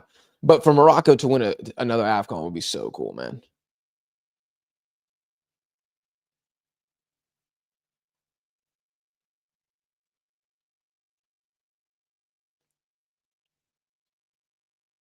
Is that the fake was that comment earlier the fake humbleness? I'm telling you, it is a fake humbleness with the Moroccan fan base. Just embrace your inner Nigerian and just go out there and troll. I've never seen an Algerian pretend like he's humble, ever. And you know what? I appreciate the honesty. Who's getting the Golden Glove here? I think Bunu for, yeah, I mean, that final was ridiculous from him.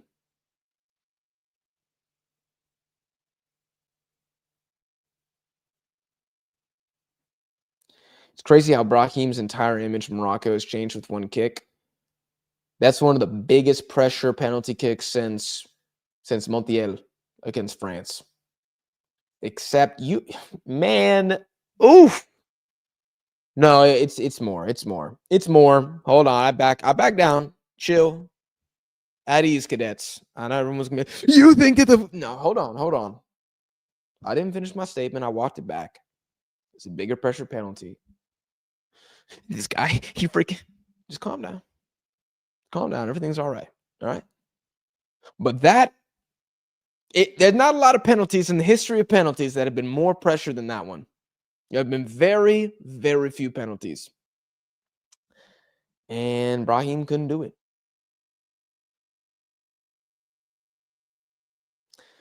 Jack, the Algerians love your content. No one taking offense from your real takes away real ball knowledge. Thank you for saying that.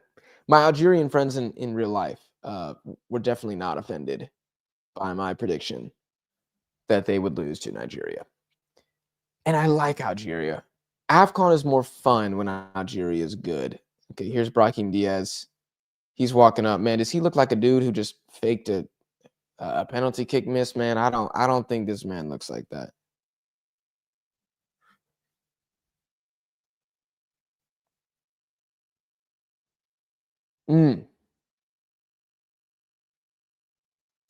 I still hate Croatia for beating Brazil in 2022. Those frauds gave Argentina the easiest path to the final.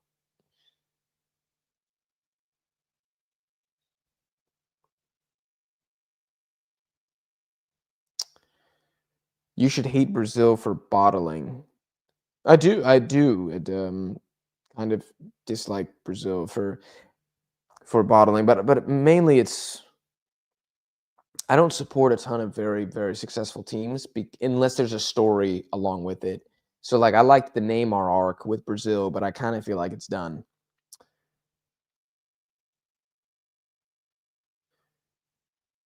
Nigeria deserves it. Deserves the AFCON. I don't know about that, but they deserve top 3 at the tournament. They got top 3 at the tournament. There is no way Brahim Diaz missed that penalty on purpose. Are you seeing this, man? Bunu, best goalkeeper deserved. I see a couple Moroccans in the chat saying they feel sad, they feel bad.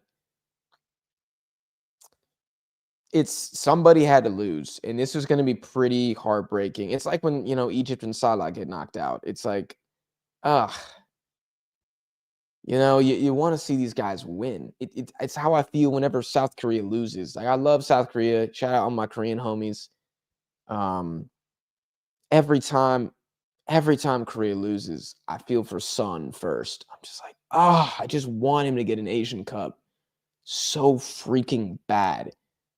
I felt that way about Messi back in, 2015. I wanted to see Argentina win, not because I like Argentina. I actually despised Argentina, really. Connor's my best friend, and I saw how much it meant to him, so I'm like, all right, fine. I want Argentina to win.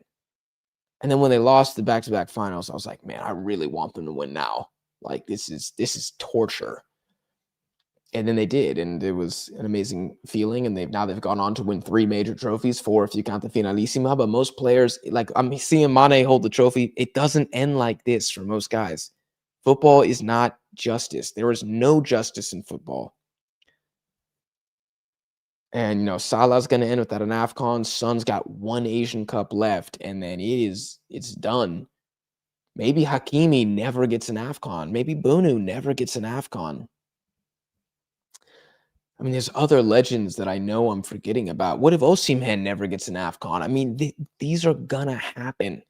It's always sad. It's very rare I see a team lose and I'm like smiling like the Cheshire Cat. I'm not an evil guy most of the time. 88% of the time, I'm a really good guy. And that's when I'm like, oh, this sucks. I feel for the loser.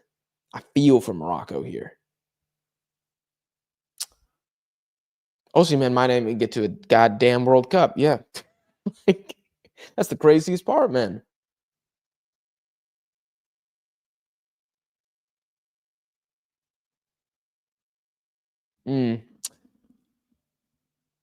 I liked this final, man. I liked this final more than I liked Nigeria, Cote d'Ivoire. Certainly more than I liked Algeria, Senegal. That wasn't a great final. And Senegal, Egypt was terrible.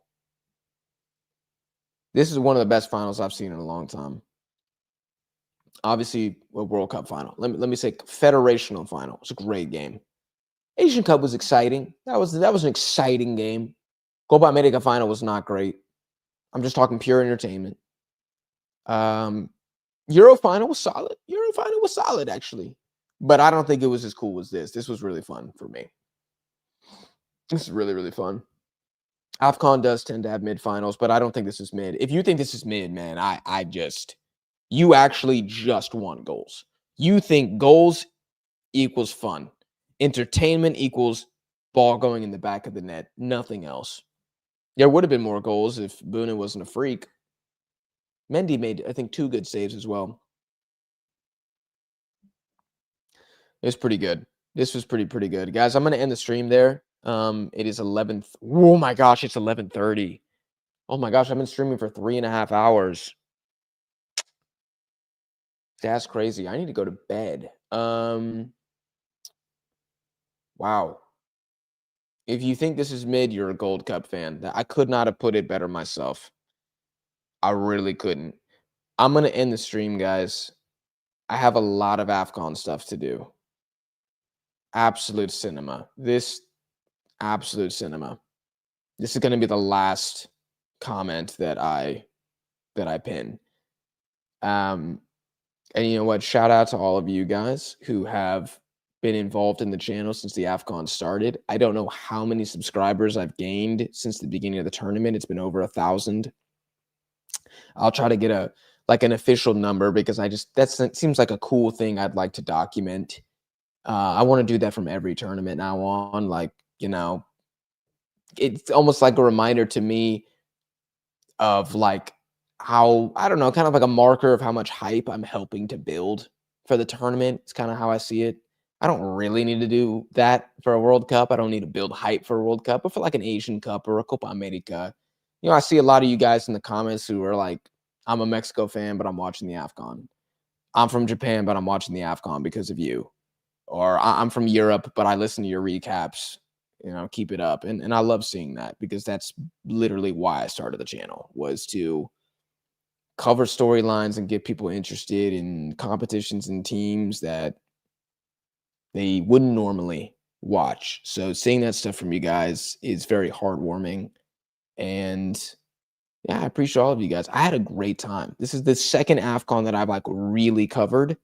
Actually, I would say this is the first AFCON I've really covered. The first AFCON at the birth of the channel, we did like 2 recaps, 2 previews, round of 16 predictions, and that was it. So it was like 5 videos. I watched the games, but I wasn't covering it like this. And then the AFCON 2 years ago, I did 1 preview video, 2 watch-alongs, maybe 3 watch-alongs, you know, group stage prediction and stuff like that, but I didn't publish a ton of content. How many videos did I post about the freaking AFCON during this tournament? Let me see. This is the last thing I'll see, and then I'll probably end it. Go to my AFCON playlist. 19 videos. That's a lot of videos. 19 videos plus the ones that I'm going to drop recapping the tournament. So it's going to be a lot. So yeah, I know I said that I wasn't going to pin anything else, but I appreciate you guys too. You're going to go to bed yet? Not even tomorrow? Yes. Where the hell has Connor been? You know, Connor's saving his energy for the World Cup. You know, he likes the AFCON, but it's difficult. It's difficult to follow it with his work schedule. So I told him, hey man, take this one off. I got it. I got you. Especially being in Europe right now, it actually lines up very well with the AFCON schedule. So yeah, but he will be back on the channel very, very soon. And yeah, guys, I'm going to end it there. Am I going to make a recap video? I don't know if I'm going to make a recap video, man. This was long as hell. This was long as hell. So I'm going to go ahead and end it now. Again, shout out to you guys who supported the channel during the AFCON. There will be more pieces of content covering the AFCON, a couple collabs, hopefully. And then we are going to turn our attention once again to the World Cup and a little bit to club football, which I have not made a club football video since early December. It's been about 6 weeks since I dropped anything. I didn't even talk about Xabi Alonso getting sacked. I haven't talked about Villarreal being an embarrassment in the Champions League. I haven't talked about Thomas Frank being trash. I haven't talked about any of that, and I got to get back to it. So plenty of stuff for you guys. Again, shout out to all of y'all. Senegal, champions of Africa once again. I see you.